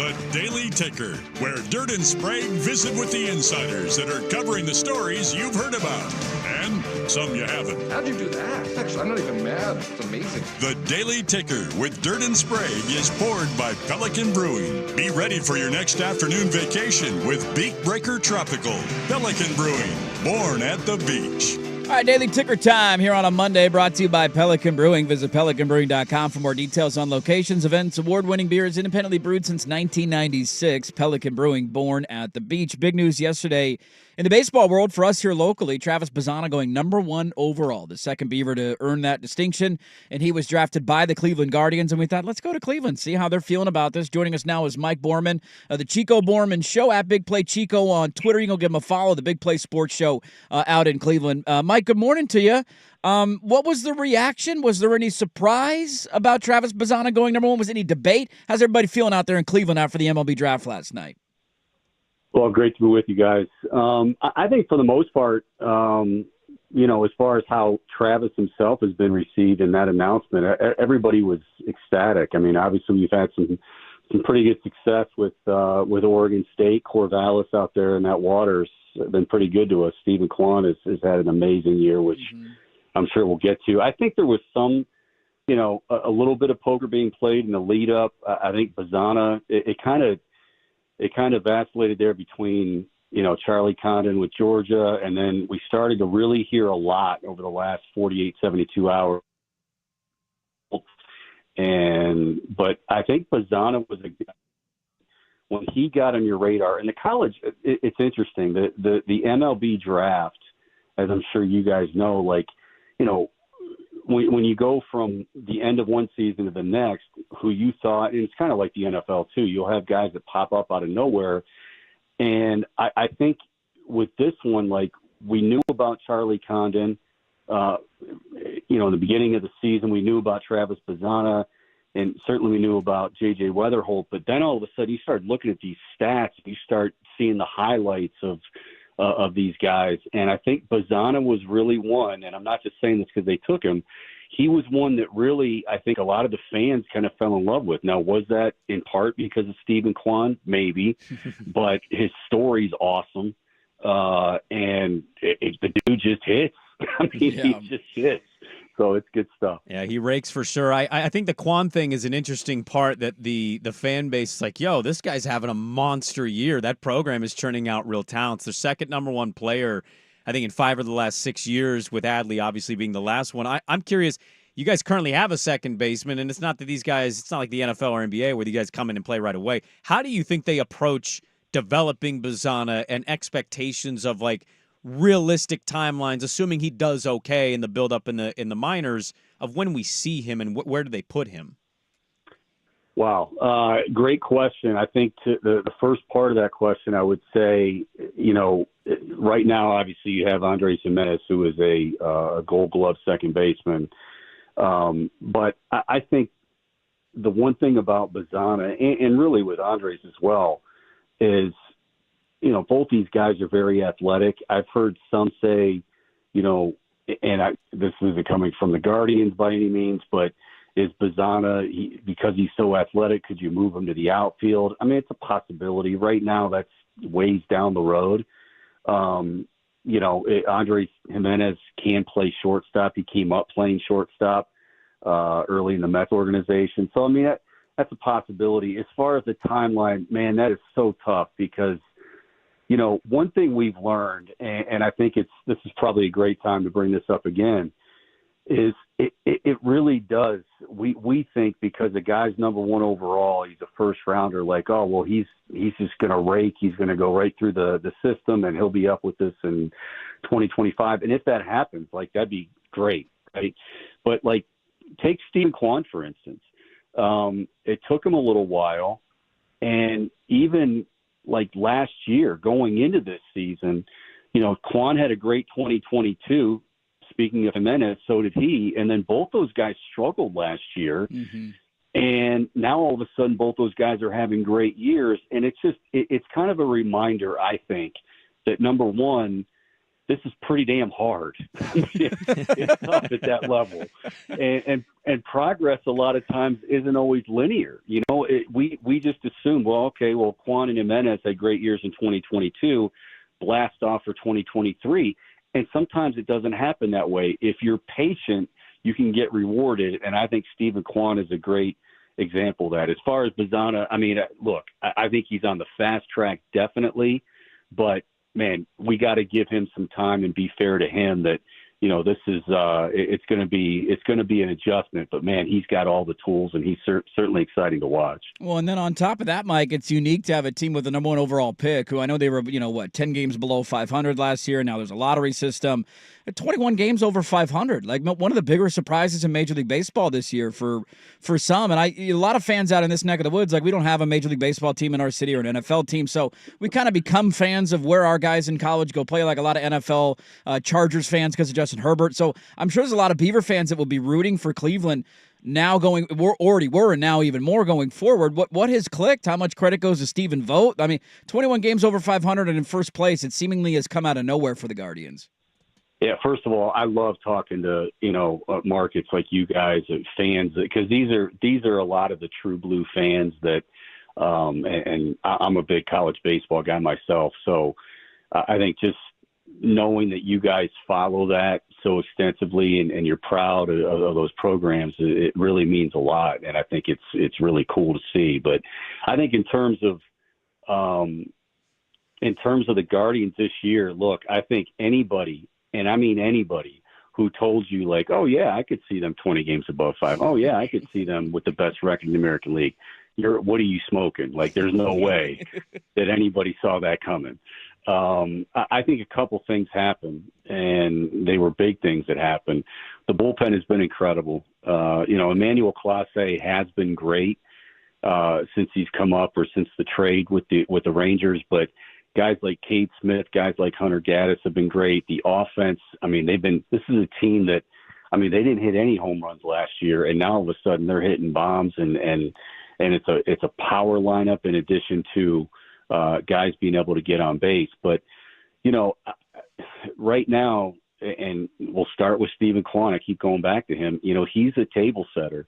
And you have great players like Jose Ramirez and Josh Naylor, but if guys like Quan aren't getting on base and he's doing it at a ridiculous clip, then all of that goes for naught. So I think this has always been an organization, guys, and I think this is something, if you want something to take away from Bazana coming here, and I think Stephen Quan would say the same thing, they don't spend a lot of money. I mean, it's not one of those, it's not a New York, it's not an LA. They're not going to go and get the prized free agent. But they've had stability in the front office for years and years and years. And it's one of the most well-run organizations in sports. Look, I'm in Cleveland, and make no mistake, this is a Browns town. It's football. But this organization, by far and away, of the three, has been the best run, and it's not even close over the last, decade plus. Terry Francona, now Stephen Vogt, the manager. So, and he's done a great job. But I think it's like he stepped in and did we see any of these wins coming? But we didn't. But I mean, I think this has been a really process where you already had a great situation. You already had great stability. And he just he ignited that. And of course, when you win, that cures everything. But they've got some work to do with the rotation in the second half, but this is such a well-run organization, guys, and I think both Stephen Quan and now Bazana are gonna be so happy with that. Two quick ones for you here, because we're already against it, Mike. You know how this works in radio. One, we understand why they chose the name, but we were always particular on going back and being the Spiders. We thought that was a much cooler name alternative than the Guardians. Can we agree you should be the Cleveland Beavers now that you have Quan and Bazana? I think that'd be pretty badass. And two, you know what? Go ahead. I'm sorry. Oh, I was going to add, like, Hall of Famer, right? You drafted a Hall of Famer yesterday? Yeah, let me just say that with all the polls we had, Beavers probably would have top two. I mean, there were so many. And then, yeah, obviously Bazana, Quan. I mean, we're going to invite you guys up for their induction ceremonies. I love it. I'll house you. It's great. We'll be at the World Series parade, man. We can't wait. Great stuff. Mike Borman, Big Play Chico on Twitter. Go give him a follow. The Big Play Show out in Cleveland. Awesome insight, awesome stuff, man. Thanks so much for the time out here in Portland. We really appreciate it. Great talking to you guys. Thank you. There you go. Mike Borman of Cleveland. They're thrilled, man. Bazana, first ever second baseman to get drafted #1 overall. First from Australia, and he's First so from right. Australia. The Browns playoff team, but nothing like extraordinary since they've come back in the NFL. The Cavs, outside of LeBron, are irrelevant. Horrible. They are the best run organization, even though they had a bad year last year. 20 games above 500, and like maybe the bounce of a ball difference between winning a World Series in 2016. They've come close. But, man, they're always consistently good, and this year's been an extraordinary story. Quan has been exceptional as well, so I know they were pretty excited about getting Bazana. Really, really cool stuff. Awesome for Beaver fans yesterday. It was expected, and we talked about it on Friday. Assumed that he would be the #1 overall pick, but still to see it, second time it's happened in however many years. Rutschman, really cool last night as Bazana went #1 overall to Cleveland. Let's stick in Major League Baseball. The Home Run Derby is tonight. Do we like the tweaks that they've made? I'll get to some NFL stuff coming up top of the hour. Back after this on The Fan. Who's stinking it up? Woo! Do not go in there. It's time for Who's Stinking It Up, a sports lowlight that's ripped from the headlines. We couldn't do diddly poo. Brought to you by Three Mountains Home Services. Schedule your appointment online at threemountainshomservices.com. Now the stretch by Stanek, big pitch right here, delivers way outside for ball 4. So Mickey Moniak with a leadoff walk here in the bottom of the 8th inning. This isn't great. Trainer out to talk to Stanek. Looks like he grabbed his back.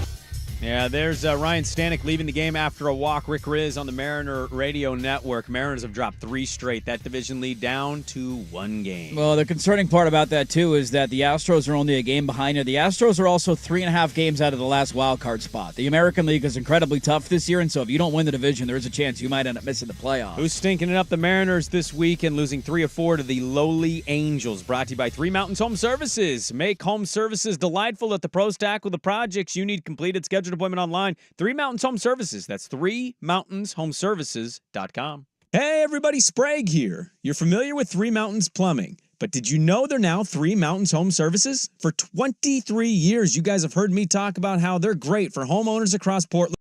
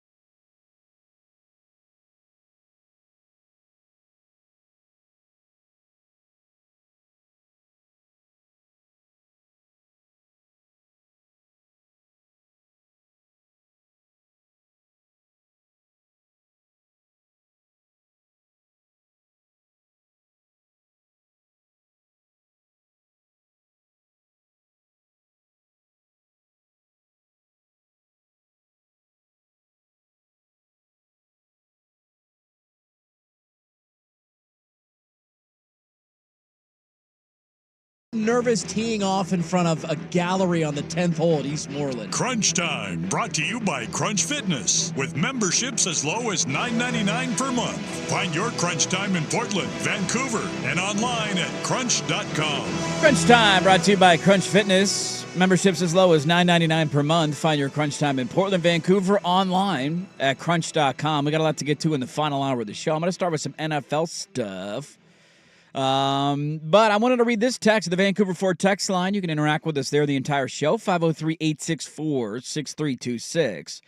Saying Bazana going number one is also immeasurable for the Beaver baseball program. They seem to be holding it together by going independent, but there's some uncertainty. With the conference dissolving, adding another number one prospect just continues to cement its elite status, which should see them through until they get back into a real conference. We do have here is how it sounded last night. I'm assuming this was on the MLB Network? Yeah, MLB Network. Assuming, yeah, here's Rob Manfred. With the first pick of the 2024 MLB Draft, the Cleveland Guardians select Travis Bazana, a second baseman from Oregon State University. He said Oregon right. He did. He kind of put a little pizzazz in Bazana, too. Bazana. Got a little bit of a flair at the second end there. That text is right. They are one of 4 programs now to have multiple number one picks. I think it's Vandy, Arizona State, them, and I'm blanking on the fourth one. Text, please, can help on that. But they're one of 4 programs in college baseball to have multiple number one picks now, and it's just happened to them. After all the success, winning the title in 06, winning it in 07, winning it in 18, obviously it took them a long time, but they have built up some real talent. They've had other horses throughout this process. Some have hit, some not so much. One, your giant, Michael Conforto, has been dealing with injuries. Yeah. Look, that listener's right, and I would actually push back a little bit in the conference thing. They're the only program this hasn't affected because they stayed independent. Smart, by the way. Go make your own schedule next year. And as questionable or weird as I think it is to go WCC and have like the women's team just go, no, we're done. Why? You could dominate that conference, be a 1 seed, and make the same run. Like, that was my 2 cents. Those ladies didn't feel financially it was going to be good for them, nor conference-wise was it going to be good for them, so they all found a new home. Baseball didn't. Baseball said, we're not going WCC. We'll play the Pilots. We'll play Gonzaga. We're not going WCC affiliation. We're going to stay independent. Yeah. And they've tracked it so far. They haven't lost anybody. No.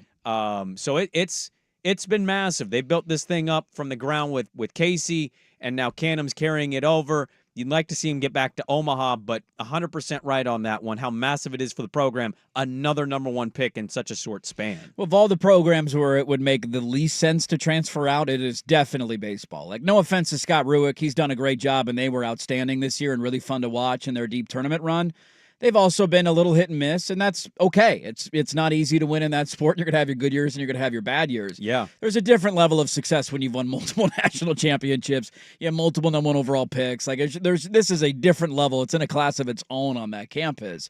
And I'm glad to see that these guys are staying committed, and hopefully that reaffirms that stance. The other schools, by the way, with multiple number one picks, you mentioned Vanderbilt. I think you said LSU, Arizona State. No, I said ASU. Oh, you said ASU, so LSU was the other yeah. one. Yeah, so 4 schools all time. Right? ASU, Vanderbilt, LSU, and OSU. Yeah. A lot of state universities. You're damn right. Number one overall. Lunch pail U's is what you should call them. You're just working hard, baby, grinding away. Number one overall. It was cool. I will say, I'm not one of those like rival fans that when guys move on to the NFL or Major League Baseball or the NBA that I hold grudges and root against. Not that I care that much about college baseball to begin with. Rooting like hell, man. This is a unique spot for him to go to Cleveland, a team that we just discussed is incredibly well run. They have the best record in the American League. They might win a damn World Series this year for all we know.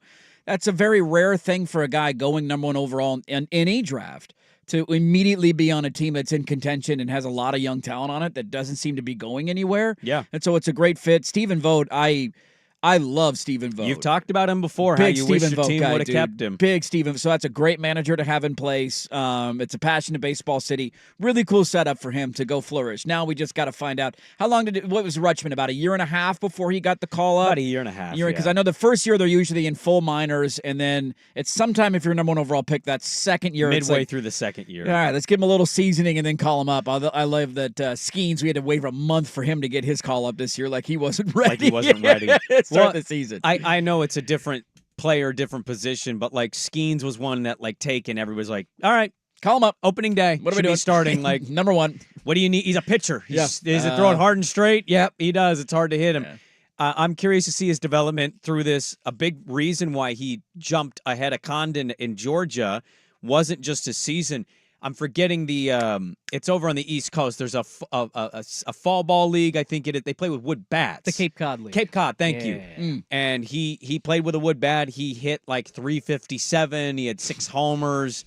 That Guy was can rake, man. It was a big deal for them that he did that with the wood bat, and that was another thing that helped elevate on top of his great season with Oregon State. I'm curious to see what they do. Not that he's not better than their current second baseman. That is a Gold Glove.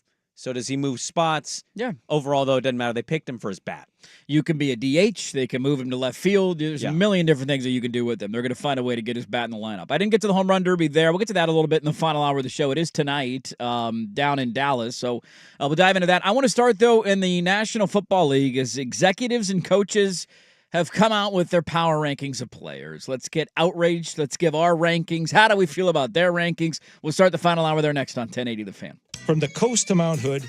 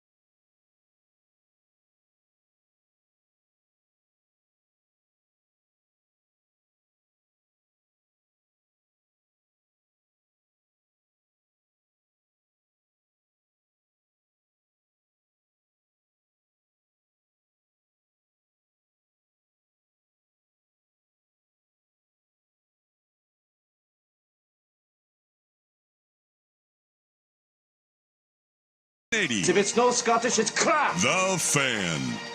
Hey, let's do this. Final hour, Dirt and Sprague here on Portland Sports Leader, 1080 The Fan, 99.5 HD2, the Odyssey app, live on YouTube as we are every single day.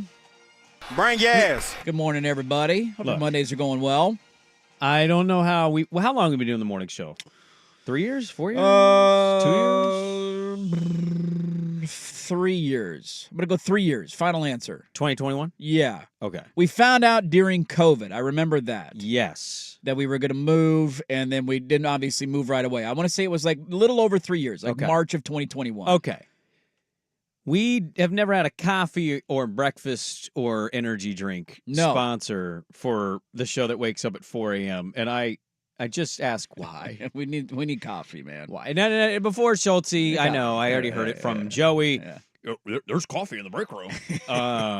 No, I wasn't going to say that at all. I was going to say there's a great opportunity for this Han Solo blaster carrying Dutch Bros guy every day. How many of those do you drink a week, Schultze? The big four or Dutch five. Bros? Probably 4 or 5. 4 or 5 Can of I them? ask you how much that drink costs plus tip? Because that's the extra. Well, I have gone right out on tipping because you're not Schultze's not tipping no, anymore. No, I tip, but like you're at not giving coffee them the shops, tip. I guess specifically where Right in the places butt. that they're being paid to do a job, not like making a couple bucks an hour and then serving me food or bringing it to me. You're getting paid 10, 11, 12 bucks an hour to make coffee. That is your job. I'm sorry. Unless like I'm getting some special service and you're sitting out there.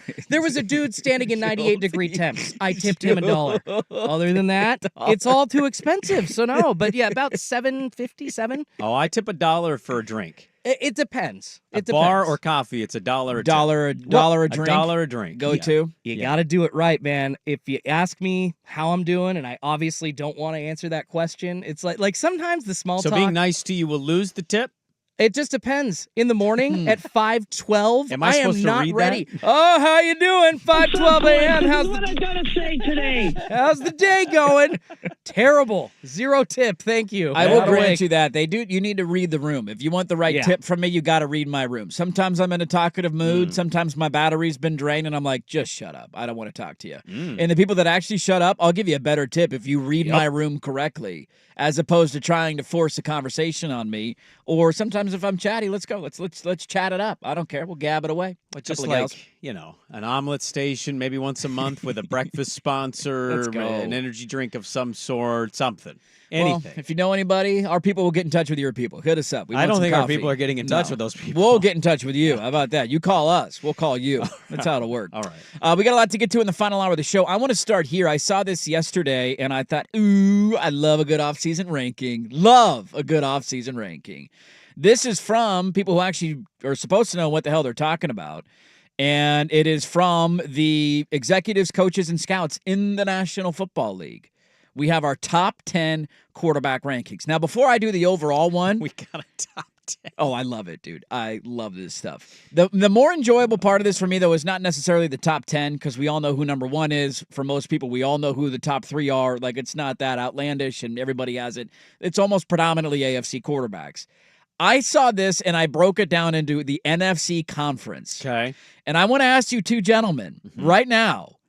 Now, I'll give you a second. This would have been nice to have last night. You got to go on the spot rankings. It's ridiculous. Who are your top 5 NFC quarterbacks? Top 5 NFC quarterbacks. I go Matt Stafford 1. Okay. I'm going to go Jared Goff 2. All right. It's NFC is hilarious how you're like, wait a minute. Because I think there's only 2 guys in the NFC who are in the top 10 on this list. I'll go Jordan Love 3. Jordan Love 3, okay.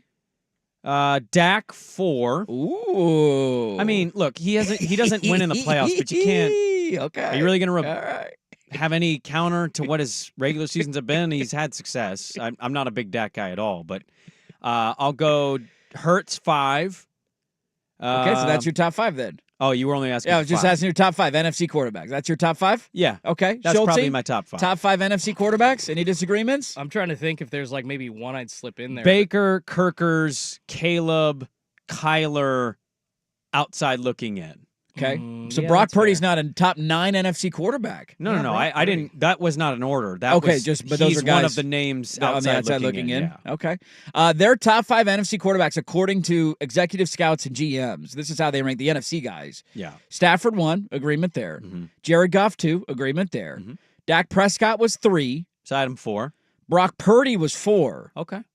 And Jordan Love was number 5. Yeah. And Jalen Hurts was the outside looking in of the top 5. Yeah. So that's how the NFC rankings went. I saw that yesterday, and I'm like, so you go through the top 10, like we got Mahomes, number 1, not a surprise. Well, the top 3 to 4 might all be in It's all the AFC, same. right? Joe Burrow, number 2, no surprise. Wait, really? Yeah, they had Joe Burrow, number 2.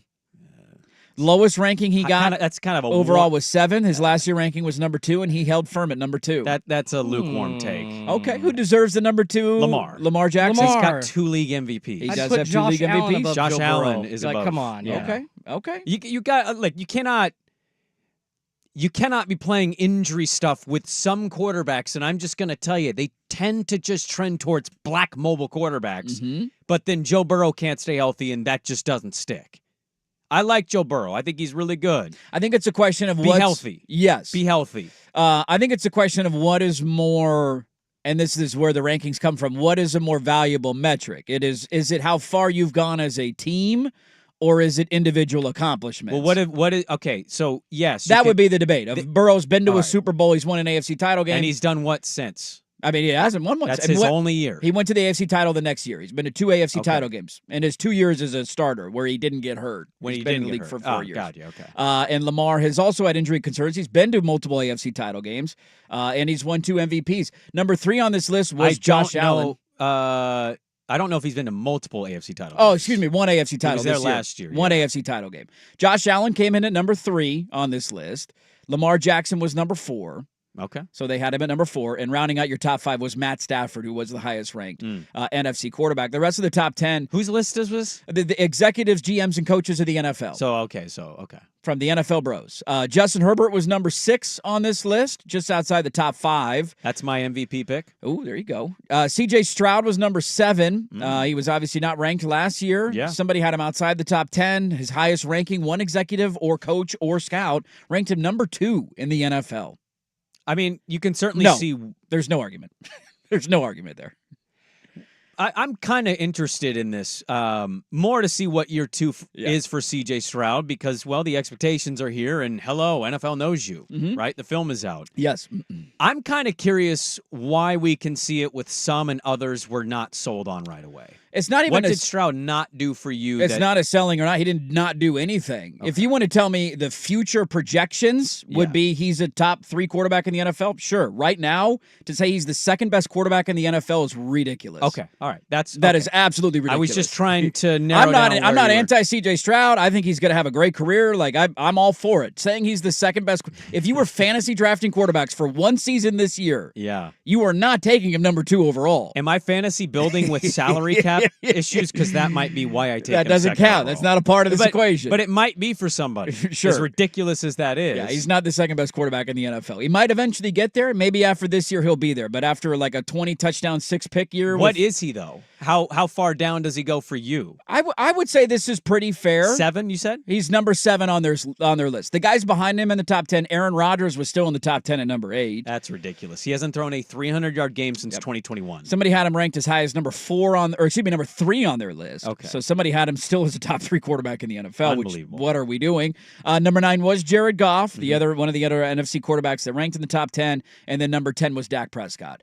You want to tell me you think C.J. Stroud's better than Dak Prescott? You want to tell me you think he's better than Jared Goff? That's a little disrespectful to Jared Goff, who is coming off an unbelievable season where he led his team to an NFC title game. Multiple conference championship games. Super Bowl appearance. There's something there. I don't, the level of disrespect that just still exists for that guy, despite the level of play that he's put together over the last couple of years when he was traded to Detroit as an afterthought and just given up on, and now he is maybe on a team that's going to win the NFC this year, and they probably should have won that game in San Francisco. I think it's a rush to proclaim something with C.J. Stroud, and I'm not saying there's going to be some big fall off, but what I will say is the guy we were literally doing this to last year, notice how there's one name that's missing from the top 10. a quarterback who was in the Super Bowl, a quarterback who was almost everybody's MVP frontrunner, and a guy that everybody rushed to say he deserved to get paid is no longer ranked in the top 10 by executive coaches and GMs. Well, and that's Jalen Hurts. He's outside the top 10 for them now. Doesn't mean that much, but he's outside the top 10 right now. Well, it's always a year-to-year thing, right? So it's just a reaction to what we just saw. I mean, it's no different than like, oh, this guy's in the top whatever, and then next year he's not. Like Jalen Hurts being the victim of that is not surprising in the least. Brock Purdy is a debatable one for many because is it system, is it player fit, etc. Yep. The other one with Goff too, fair or not fair. Not that C.J. Stroud's Mr. Mobile, but I think the athleticism being slightly better for Stroud is why some put him over Goff. Whether you think that's right, earned, whatever, Jared Goff is very, and I think we can all agree on that, very dependent on the offensive line, as are a lot of quarterbacks. So Mahomes in a Super Bowl not look at all like Mahomes when his O-line was hurt. But I think because we know how dependent Goff is on that offensive line, and because we've seen Stroud be a little mobile, move around some, I think that's where guys like that tend to get a slight advantage over us just going, well, yeah, Goff's good, unless the tackle's hurt, and then he's just a statue who's taking 1 million sacks in a game. It's not always fair, but I think that's what ends up happening with some of these lists. I do chuckle when certain guys will get that thrown against them and other guys won't. And it's hilarious to me. Like why some guys will get the label of, well, he needs help to win, and other guys we just pretend as if they do it on their 100% agree with you. It's ridiculous. Patrick Mahomes had no offensive line in a Super Bowl. How did that go for him when they didn't have an offensive line? Didn't win. It's what makes me not upset because I really like Joe Burrow, and I get the appeal of liking Burrow. He just came out so hot to go year 2 Super Bowl, year 3 AFC title. It was like, oh my God, this guy's going to dominate the sport forever. But year 1, he got hurt. 5-6 games hurt. Yeah, and then I'll go look how many games he played there. Yeah, and then year 2 hurt, or year 4 hurt, and it's just like, okay, so half his career, he's basically missed the season-ending injuries. And every year I got to hear about how you don't pay this other quarterback because he's moving around, and so he's injury prone. Yes, that guy's missed half his career. Injury. Year 1, he played 10 games. 10 games. Season-ending injury. Last year was also 10 games. Yeah. But remember, they were one of the bigger disappointments prior to. They were struggling. They were having a rough go. Yeah. And they hung around in the AFC wildcard race thanks to good old Jake Browning. Look, if he's healthy, they're making the playoffs last year. They probably have the same push because Browning was able to kind of get him starting and going a little bit. Yeah. If he's healthy, we know they're probably in the dance, and then maybe they're making noise. The dude delivers on a big stage when he's playing. But that's the question mark is he going to play? The ironic part about some of this, too, is I don't know if it's just who's around them or what we're giving credit to or not credit to. So the rest of they went through the top 15. That's basically how far the rankings go. So I gave you the top 10. Purdy came in at number 11. Jordan Love was 12. Hurts was 13. Tua was 14. Kirk Cousins was 15. So according to NFL execs, coaches, GMs, that's their top 15. The funniest one out of all this for me, because if we're going to go off a one-year sample size, why is Jordan Love outside the top 10 and C.J. Stroud is number 7? Is it an age thing? Yeah, what's the argument both won there? Their wild card game. They both won a playoff. No, they won a playoff game. Yeah. Look really good in the playoff game. Yep. They both had phenomenal year 1s as starters. Maybe it's just because Love's a little bit older. Yeah, but Love had I don't know what their stat comp statistically, was. I would say Jordan Love was better in almost every category than C.J. Stroud. Yards. I think he had 30 plus touchdowns, and sub 12 picks. He's only 25 years old, and too. I think a 67 completion percentage, somewhere in that ballpark. Yeah, I'm going to pull up their numbers side by side. Let's do a comparison, because that was the one I saw of is it credit, no credit? Maybe it's just because we assumed Houston was going to be so bad last year and they were better that we give him the benefit of the doubt. Love last year, 4,100 yards, 32 touchdowns, 11 picks. Yeah. Stroud, 4,100 yards, so very similar yardage-wise, 23 touchdowns of 5 picks. So he threw maybe half as many 10 fewer touchdowns and fewer interceptions as well. Well, here's the other. Martin tweeted and said, Herbie for MVP. That means 35 to 40 tutties. Who's catching them? Johnston, Palmer, please explain. One, I just think Harbaugh is going to inject a massive culture change for them organizationally. We've seen it time and time again. If he gets any semblance of a run game, that's going to open things up for the passing game. So I think some of this is creating a target or two that we're not talking about. Ladd McConkey, and I know he's a rookie, and I know you can dismiss this, and that's okay. They're raving about this kid in their rookie mini camps, and now training camp's going to open here soon. I really like Palmer. We'll see what Johnston is year 2. Year 1 was a pretty big disappointment. but I also don't know how much of this was offensive structure. Yeah. Making him be a receiver. He's not. I remember Devontae Adams when he started. I know we got Devontae Adams audio.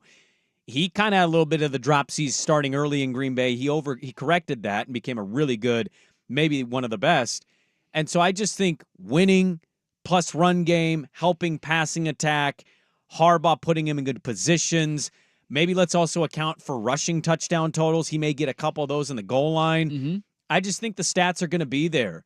And if they're good, we know some of this narrative stuff is based on winning, right? Brock Purdy, for many, was not the most valuable player in the NFL. He was in the conversation, though. But for a large portion of the season, and at some points, he was the leading kind of candidate for it in the conversation, whether he was the MVP or not. Sometimes winning can, I think, correct some of that. So, yes, and his odds will speak to this. It's a long shot. I think BetMGM has it at 17 or 20 to 1. Like, it's not great value. You can certainly bet Allen, Lamar again if you want. But sometimes narratives get changed. And I think if Harbaugh can inject some winning fuel into that organization year one, the way he has other places, I think Herbie can be in a spot, despite us not seeing Allen and Williams, which, by the way, you almost never saw Williams. He always got hurt. He always got hurt. I think some of these other guys can step up, and having a rushing attack can balance some of this stuff out and put him in slightly better positions. Great coaching goes a long way. And I think if the Chargers can start winning and being in this, kind of race for the division, because we know the Chiefs can win in the playoffs, but we know regular season they can tend to take some steps back. If the Chargers can take that step, the narratives can form and things change. I'm curious where people think is the what's the biggest miss here? Again, the top 10 back to front is Dak Prescott 10, Jared Goff 9, Aaron Rodgers 8, CJ Stroud 7, Herbert number 6, and then your top 5, Stafford at 5, Lamar at 4, Josh Allen at 3, Burrow at 2, and Mahomes at number 1. We're way against it, but I think the quarterback lists are always kind of dumb in some ways because we never really agree. There's never a consensus. I just like this one. Like the random media rankings, I don't really care for too much. This is the only one that I'm interested in just because it's people inside the NFL and how do they view it. How do they view Yeah, but these Jordan guys? Love, like, for example, is not on that list. He's outside the top 10. I've heard multiple podcasts this summer put him in top 5 stuff. Yeah. So, like, yeah, an exec doesn't like him that much, I guess, but his numbers were really good. Green Bay's over-under win total is great. They're one of the leading favorites to win a division with Detroit. I think a lot of people have given him a lot of respect. Yeah, I'm curious where the biggest miss is for people. Speaking of quarterbacks, one had a rough weekend. We'll dive into that coming up next on 1080 The Fan.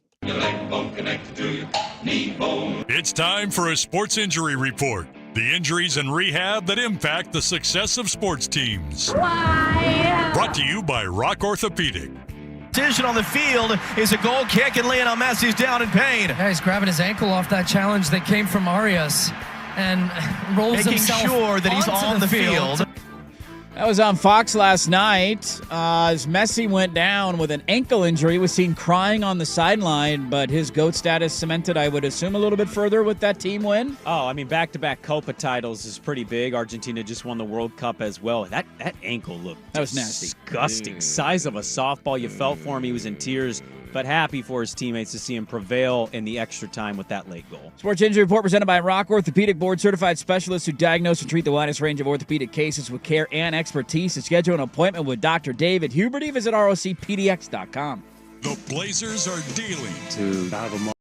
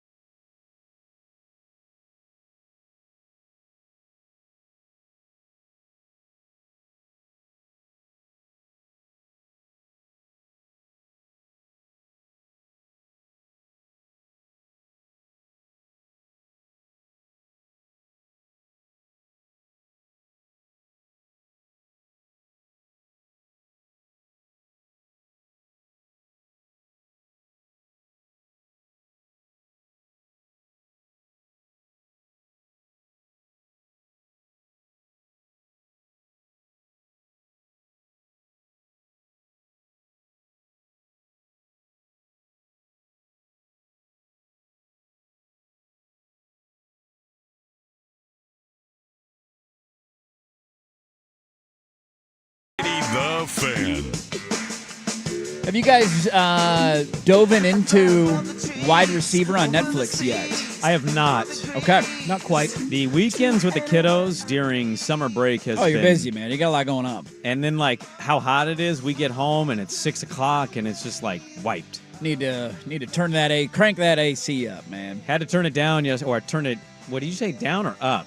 I think it's the same When thing. you I say think we're saying the same thing. AC up, turn the temperature down. You got to put the Yeah, temperature in. temperature Down. Temps going down, AC's going up. I don't know what your house sits at, but yesterday I took my dog on a really late walk, like didn't get into my house till 9:30, and just felt super hot in my house. My wife's like, "It's at 74," and I'm like, "Turn that thing up, please." Yeah. I need to be a little cold. I need a leg out of the blanket. We did this last Tuesday when you were out. I'm a 69 guy. I don't care. I'll pay for it. Yeah, I'm about 70. I 69 it all the time. Hell yeah. At all times, all summer. We got to 72. That's too hot. Yeah, Too hot for me. If it gets to 72, I'm turning it back to 70. So, Really? Or trying to get it to 72 felt kind of perfect. Yeah, that's too warm to sleep. I could like hang in the house at 72, but for sleeping purposes, I need it to be cooler than that. Well, maybe my house build is different than yours, Could and be. the 72 feels like a 69. Very you well know? could. You never know. Well, do all of your rooms get like the same exact air, and do they get the same exact temperature feel? Because my bedroom ends up heating up hotter, so we have to like turn the AC up. The rest of the house is cold, but our bedroom feels more normal. Yeah. Well, it came out last week. I watched the first 2 episodes. I haven't seen all of it yet. I think it's like 6 or 7 long. Having to relive the Niners losing the Super Bowl is going to be a lot of fun. But this was easily the highlight. So far, I'll give it thumbs up, right? Like, it's this exactly what you How would mon think. did you watch? I watched the first 2 episodes. First 2, okay. And this was the second. First episode is mainly George Kittle, Deebo Samuel, and Amon-Ra St. Brown. Yes. They kind of center on. I saw his dad on Coke. Yes. That was hilarious. His dad is a interesting cat. Go man. drink Coke. Don't drink Interesting guy. Gatorade. Drink Coke. He don't listen to me. Everybody thinks you drink water. It doesn't give you energy. Drink Coke. Yeah. And he calls him at halftime. He does. And literally tells him, hey, drink some Coca-Cola. Yeah. Just swears by Coca-Cola. He was like giving him hard times about his end zone dances as well. We don't do that. We're better than that. He's an interesting cat. But I think easily the highlight of the show has been when they start getting into Davante Adams and some of the things that he was mic'd up saying on the sideline about his starting quarterback, Jimmy Garoppolo. I gotta get the here before I lose my life. I ain't never been hit this many times in my career. Every game I get up. He's frustrated. What is he doing out there? He's not getting to the ball. Garoppolo into the deep territory, looking for Adams, and he missed him. He was all alone. That will be as open as Davante is going to be in his life. What? Pathetic, bro. Just throw the ball, man. Tired of this.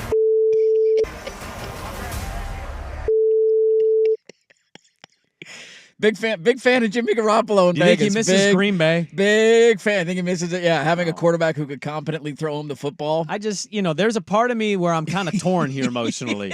I love that he is just completely shredding Jimmy. The Jimmy G truthers are dead. They no are longer gone. exist, They okay? are. They're one of the moments, by the way, at the end of that clip, when you go watch the episode, he throws his helmet down of like, just throw me the ball. And he's screaming, I'm tired of this bleep, bleep, bleep. Garoppolo's like 4 feet away from him. The other part is like, you kind of asked for this, did you not? You did a little bit. And Did a little bit. I don't know. Athletes that ask out or they end up going to new places, situations aren't always great elsewhere. And yeah, you could certainly make an argument his time was over in Green Bay. That's fine to have that argument. It's just interesting. A guy wants to be in Vegas. It's like, okay, this is what you get. Was that before the Jimmy G move was made? Or after? Because I thought, if I remember correctly, I thought they brought Jimmy in as like a $10 million a year quarterback with incentives kind of after they had gotten the rest of the offense. I think they added Garoppolo after Davante Adams. So Davante, it wasn't But totally they didn't have a starting, like, who was their starting quarterback before that? I would also argue, like, you're going to the Raiders. It was Derek Carr, I think, his first year there, was it not? And then Derek Carr left for New Orleans. And I mean, no disrespect, because Raider fan may take this personally, as any fan base would. Not exactly running at top shape in the NFL as an organization. No, they're a joke. You kind of, I think we talk about this with recruits, right? Like Oregon might get a recruit this week. A quarterback that's a 5-star, and he chooses a program that has a freshman or sophomore starting quarterback, and then like gets there and goes, "Oh, I'm not playing. I got to leave." were you not aware?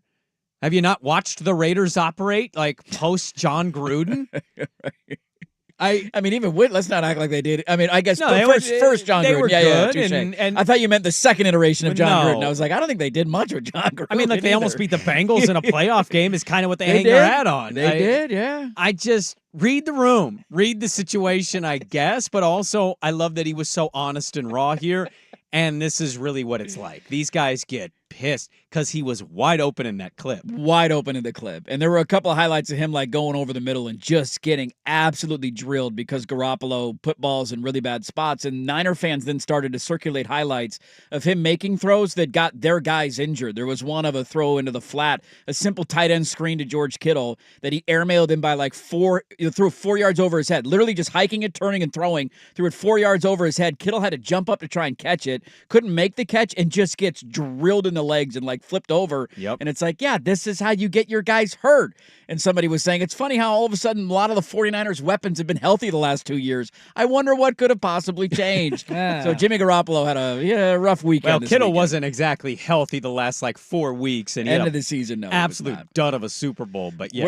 Where did Jimmy G end up? Is he still hanging around anywhere? Do we know the answer to that? Well, somebody will sign him. Oh, that's he's a hot. fun little fun little factoid. Where is Jimmy Garoppolo? Now- Oh, I know the answer. I know you. Hold on. He's on an NFL team. The Saints. Not the Saints. It is an NFC team, though.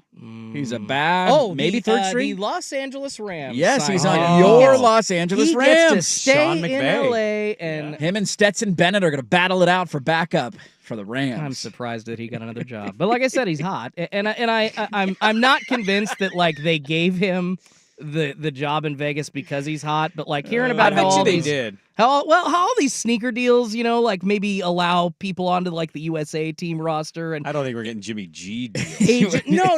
But what I'm saying is there's agent relationships with certain teams as well, and I'm assuming that there are calls like, "Hey, that guy looks good. Let's bring him in." That's all that I see happening. I saw the with Jimmy porn G. star that he hooked up with, and it was a big ordeal when that happened. She's like quit the business and gone into like workout, exercise, sober Hey, good person. for her. Good for her. I don't think she knows how many people are still following her for the just for that Yeah, reason. But yeah, workout content. I'm trying to get in shape. I'm no longer a porn Yeah. star. It is funny to think back. Now, I'm a Brock guy, but who knows how the future will play out. You were bothered by some Brock commentary on a Cowherd replacement. I was. It was what Parkins in Chicago was filling Danny in for him Parkins, last yeah. week, and he said, "I'm still not sold on Brock Purdy." And I'm like, "What does that mean? It's not sold on what? Label this." He said, "Well, if you Pay him, would you pay him? I mean, You giving him $50 million a year? yeah, I would, because that's what Because it the takes. Dolphins aren't giving 2 of that money. That's what it takes to keep an NFL quarterback. And Brock Purdy has been to back-to-back NFC Championship games. Tua has not won a playoff game. Is there? You're. And certainly he not also wrong there. can't stay healthy, and he's one concussion away from being out of the NFL. I don't think. I think the Niners are in on Brock, but Mm-hmm. I think they're going to keep delaying the payment till they don't have. Till they. I think can't. this is their last year because he's as a 7th-round Yeah. pick. He's got 4 years, right? 4-year deal or 3-year deal. The thing about years, it's interesting here is there any element of them organizationally that feels like, I mean, yeah, we missed on Trey Lance. We also hit on the last pick. Is there any part of Well, I like, think that do was we his spend argument of, $50 yeah. million a year on a guy if we think we can do this again? And I would say good luck with that because That's it's a not dangerous always a game to play, guarantee. yeah. And their offense has been exponentially better with Brock Purdy. His numbers blow Jimmy Garoppolo's out of the water. I don't even think it's close or debatable. It is funny, though, to think of the history of if he doesn't go 5-0 in 2017. Oh, they take where the draft more 49ers seriously. would be. Maybe Mahomes. Maybe Patrick Probably Mahomes. Mahomes. They decided to pass on a quarterback in that next draft because he went 5-0. He looked fine coming over in relief. I think he had like 13 touchdowns and 4 picks or whatever. I can't remember what the numbers were exactly. And I was one of them. I was sold. I was like everybody else. I'm like, he's 5-0. Yeah. They were not good at all. He came in there. He was the comeback heir apparent to wins. Brady. Yeah, and it felt like the real deal.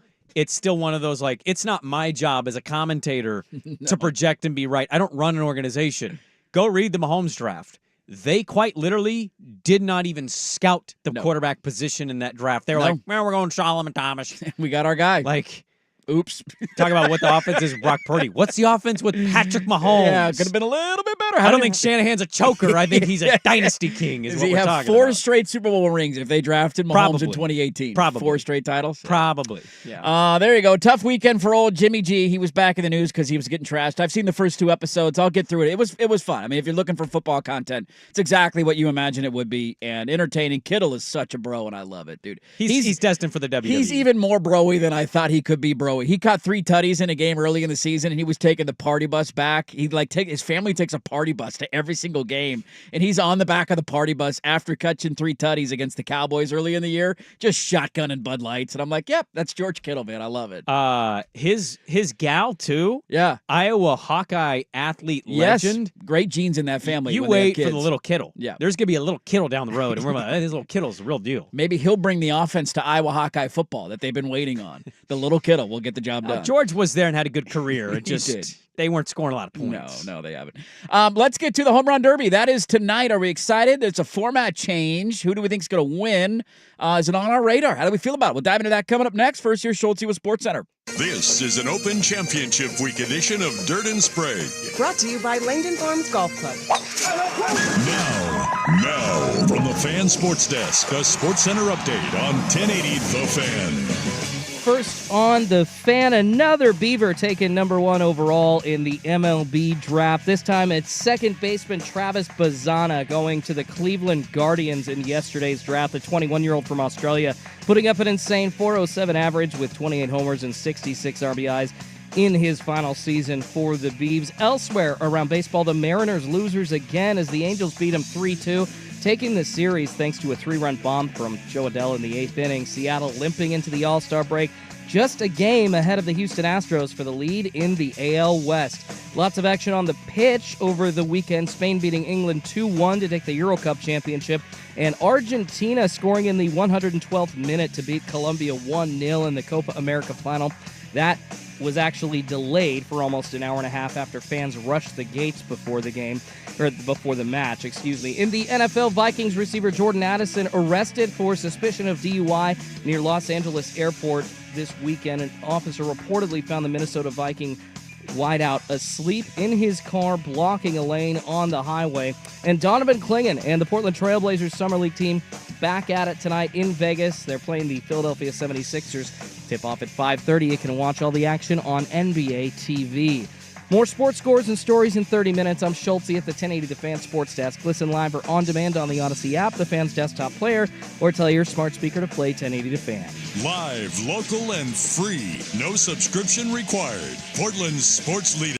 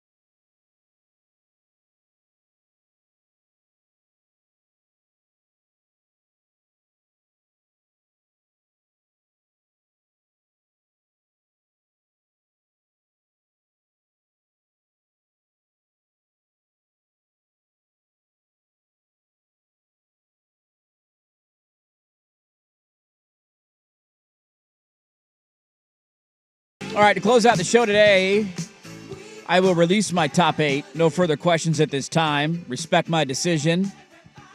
My top 8 will be listed. Oh. Commitment likely tomorrow. So we'll have the list. I'll give you the top 8. Top 8, close out. I got my list. My list is finalized. Who I'm going to dabble with, who I'm going to play around with. But I'm not. We'll see. Commitment should happen tomorrow on the show. I just don't want to overpromise and underdeliver. This is for Dynasty mode? This is for Dynasty mode. Okay, Dynasty mode. Dynasty mode. Commence. It's here. Okay, it's here. And I can't wait. You got your pizza rolls? I do. I got pizza rolls So ready excited. to go. Actually, ironically. Little ants on a log? Ice cold milk. No, ants on a log. Ants on a log are gross. Who liked ants on a log as a kid? Yeah, that is disgusting. Oh, come on. Oh, There's celery. you Eating would- celery over there, you weirdo. And peanut butter. And No, way too healthy. I have no shame. Way too healthy. I mean, I hate raisins in general. So. Ironically, my wife was at the grocery store the other day. You know what she bought? Raisins. Raisin Bran. No, a box of Gushers, which I thought, this is so perfect, Gushers. dude. This is so perfect. She bought the cool Gushers. I'm popping those Gushers into my mouth. I'm gonna Give start me my some Dynasty Miller mode. High Life and a fruit gusher pack, and I'll be enjoying my NCAA football all week. That's a gross. That is is a gross mix. Disgusting. combo. Sweet and beer do not mix. No, not at Never. all. Not at all. So top 8 coming up here in a moment. Are we excited for the home run derby? No. Back. Well, I said this yesterday on my gambling show. Like the All-Star game last year, I think I was like, I'm all in. And I am. And after like the second inning, it becomes background fodder. Yeah, it's just on. You There's know, it's nothing just else kinda TV. on. It's just you got it on. That's what it is. This is kind of the same thing. Actually, you know what? What time does Klinger start? It's 5:30. 5:30 tonight. NBA Yeah, TV. that's- Similar. We're gonna go That's- Klinger over home run derby. Yeah, I don't know if it's particularly close. It's not. Yeah. There's a new format. Like who's the exciting one here? Is it domestic abuser Marcell Ozuna? I think Gunnar Henderson's probably your biggest draw from an exciting standpoint. Is it the polar bear who takes this way too seriously as the favorite? No, there's really there's two guys that I'm. Adolis Garcia do anything for you? No, not at all. What about Teoscar Hernandez, Schultze? Excited to see former Mariner? How many home runs did he hit last year? Like 25, I think. Oh, he ended up with 25? No, he was in the 20s. Okay, no, that's not bad. He's not like a home run derby numbers guy. He's Yeah. always been like a 20-30 home run hitter, though. Yeah. The two guys I think if you're looking for excitement of watching, it's not even close. It's Bobby Witt Jr. of Kansas City, who's one of the best young players in the bigs, who we don't get the chance to watch very often because he plays in Kansas City, and Gunnar Henderson, who is having an unbelievable year. That's it. I'm just, they changed these rules up, and I have always been wrong on these, so who the hell knows how this one goes in. One of them is it's no longer a knockout in the first round, which never made any sense because you could have a guy hit like 33 home runs. But he loses to 34. 34, but it's the second most home runs in the first Yeah. round. It never made any sense. So they got rid of that. So opening rounds, just the top 4 home run guys will all advance to the next round, and then you go into the knockout stage for the semifinals. I don't really understand how this is going to work. They now have there's a pitch limit in place and a time limit in place. Yeah, so it's like 40 pitches or something. It's like 2 minutes or 40 pitches or whatever happens. Whatever happens first. quicker, which Yeah. I'm curious how that look. The only criticism I've had of it in years past, to your point, great background noise. There's nothing on TV usually on Monday or Tuesday nights in July, so you just have it on, is you can't even track the home runs anymore. Well, they're so quick. They're so fast, right? Yeah. They're throwing the next pitch before the other one even leaves, and you're like, was that a home run? And then they like slowly add the counter, and you're like, okay, I guess it was. And Ravitch sometimes and that's gone. And then sometimes he's just talking and you see the number change. And you're Yes. like, oh, that was gone. Okay, that was a home. Like back in the day when you would have outs that you could make, guys would hit the home run and you would just stare, whoa, and you'd watch it go into the third deck, and then you throw another pitch. So who the hell knows how this Yeah, no plays out. clock. I It's missed the tonight. out. Yeah, I missed the outs. It was like 10 or 15 outs, I think it was what it was. And there Yeah. were no brackets or anything like that. It was just like the top 4 advance, then the top 2 advance. Yeah. They took the simple stuff out of it and started They making wanted it to more speed it up complicated. for the kids, man. Kids No. don't want to sit around and watch guys take pitches. That's the issue. What's your screen time situation here with the Klinger at 5:30? This is a really good question. Yeah. I don't know. I haven't decided. Well, and Really? also, and we'll see if B25. I mean, college football's coming out. What time's bedtime? What time's Teddy Ball game going down? What am I? That's my dive-in time tonight. Here's my prediction. This is the dirt prediction. Okay, what are we gonna do tonight? You're gonna get home. You're gonna wait till 1. Yeah. You're gonna realize it takes an hour and a half to download. It'll have to and you're like, download. Cool, yeah. that's awesome. I'll start the process at 1. I'm gonna get it going. Controller's plugged in. Teddy's gonna be a little awful, a little good, kind of a mixed bag. Then it's kind of pivotal. It's down to home run derby. It starts. It's on the main screen. Oh, the Klinger's on. Klinger's going main screen. Home run's going iPad. Yeah. The Klinger's going to not play as much, or the Blazers will be so bad in the second half. I'll switch over. You'll turn that off. You'll Yeah. keep the derby on the iPad, and then you will commence with the EA video game. Yeah. That's my prediction. I'll tell you this. I'm a baseball guy. I love the All-Star break. Depending on who my semis are, I might be out. Yeah. Like if you give me a that. Pete Alonso, Teoscar Hernandez, wife beater, and like a Dolis Garcia semifinal. I mean, if I have to watch a wife beater for more than one round, I'm probably out. Hey, anything I feel, I'm a Braves fan. He's been our best player. It's been awful. It's like, and Marcell Ozuna goes deep again. And I'm like, last year it was in Seattle, so you had that draw. You had Adley in it hitting switch hit home runs. That was cool. Like that was like with there his was dad throwing his to dad him. throwing. Like there were draws for me last year. This Julio, year, I'm the just local like, connection. Julio in it. Yeah, the local guy. There's really no major story this year. It's just, hey, who's gonna hit more Gunner or Bobby? That's about it. And I mean no disrespect here, like how many people of America are familiar with Gunnar Henderson and Bobby Witt Jr.? Probably not a lot. 2.5. I don't think those are big draws for the country. You know what I mean? Probably not a lot. So it is tonight. The Home Run Derby is tonight. We'll see if we watch. Screen times are going to be interesting categories all evening long. What gets more screen time? Yeah, what gets more screen time? Home Run I think Derby, do that as a poll Klinger, question. or EA college football? That's a great poll question for tonight. We'll see where everybody's at. We'll throw that one out at Dirt and Sprague on Twitter. Let's close up top 8. Commitment coming soon. I don't know how I feel yet. Top 8 revealed next on The Fan.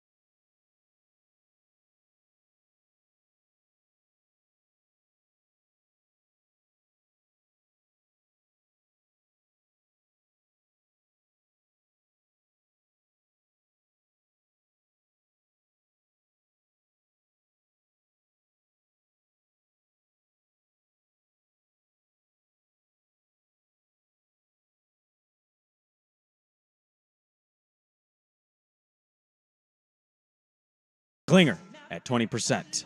I think the Klinger stuff has something to do with how bad that team is to watch. That team If, like, sucks. somebody will cut up the highlights of just what Klingon does tonight and put it on YouTube, and that's more watchable than suffering through an entire Summer League game. It's a good point. One of our listeners said, I want to see the comparison between the amount of concurrent gamers for EA CFB 25 versus the viewership for Home Run Derby. I would love to see those That's numbers. That's a good one to pull. So before I shut my recruitment down and I give you, I'm done. Once I commit, I commit. Okay, so these are the hats on the table. These hats on the table. There are 8 hats on the table. Okay, who are they? Wide swath here.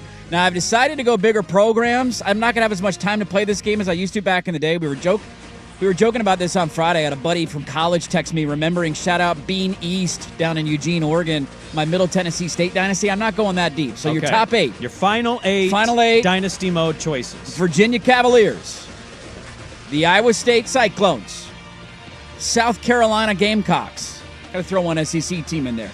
East Carolina Pirates.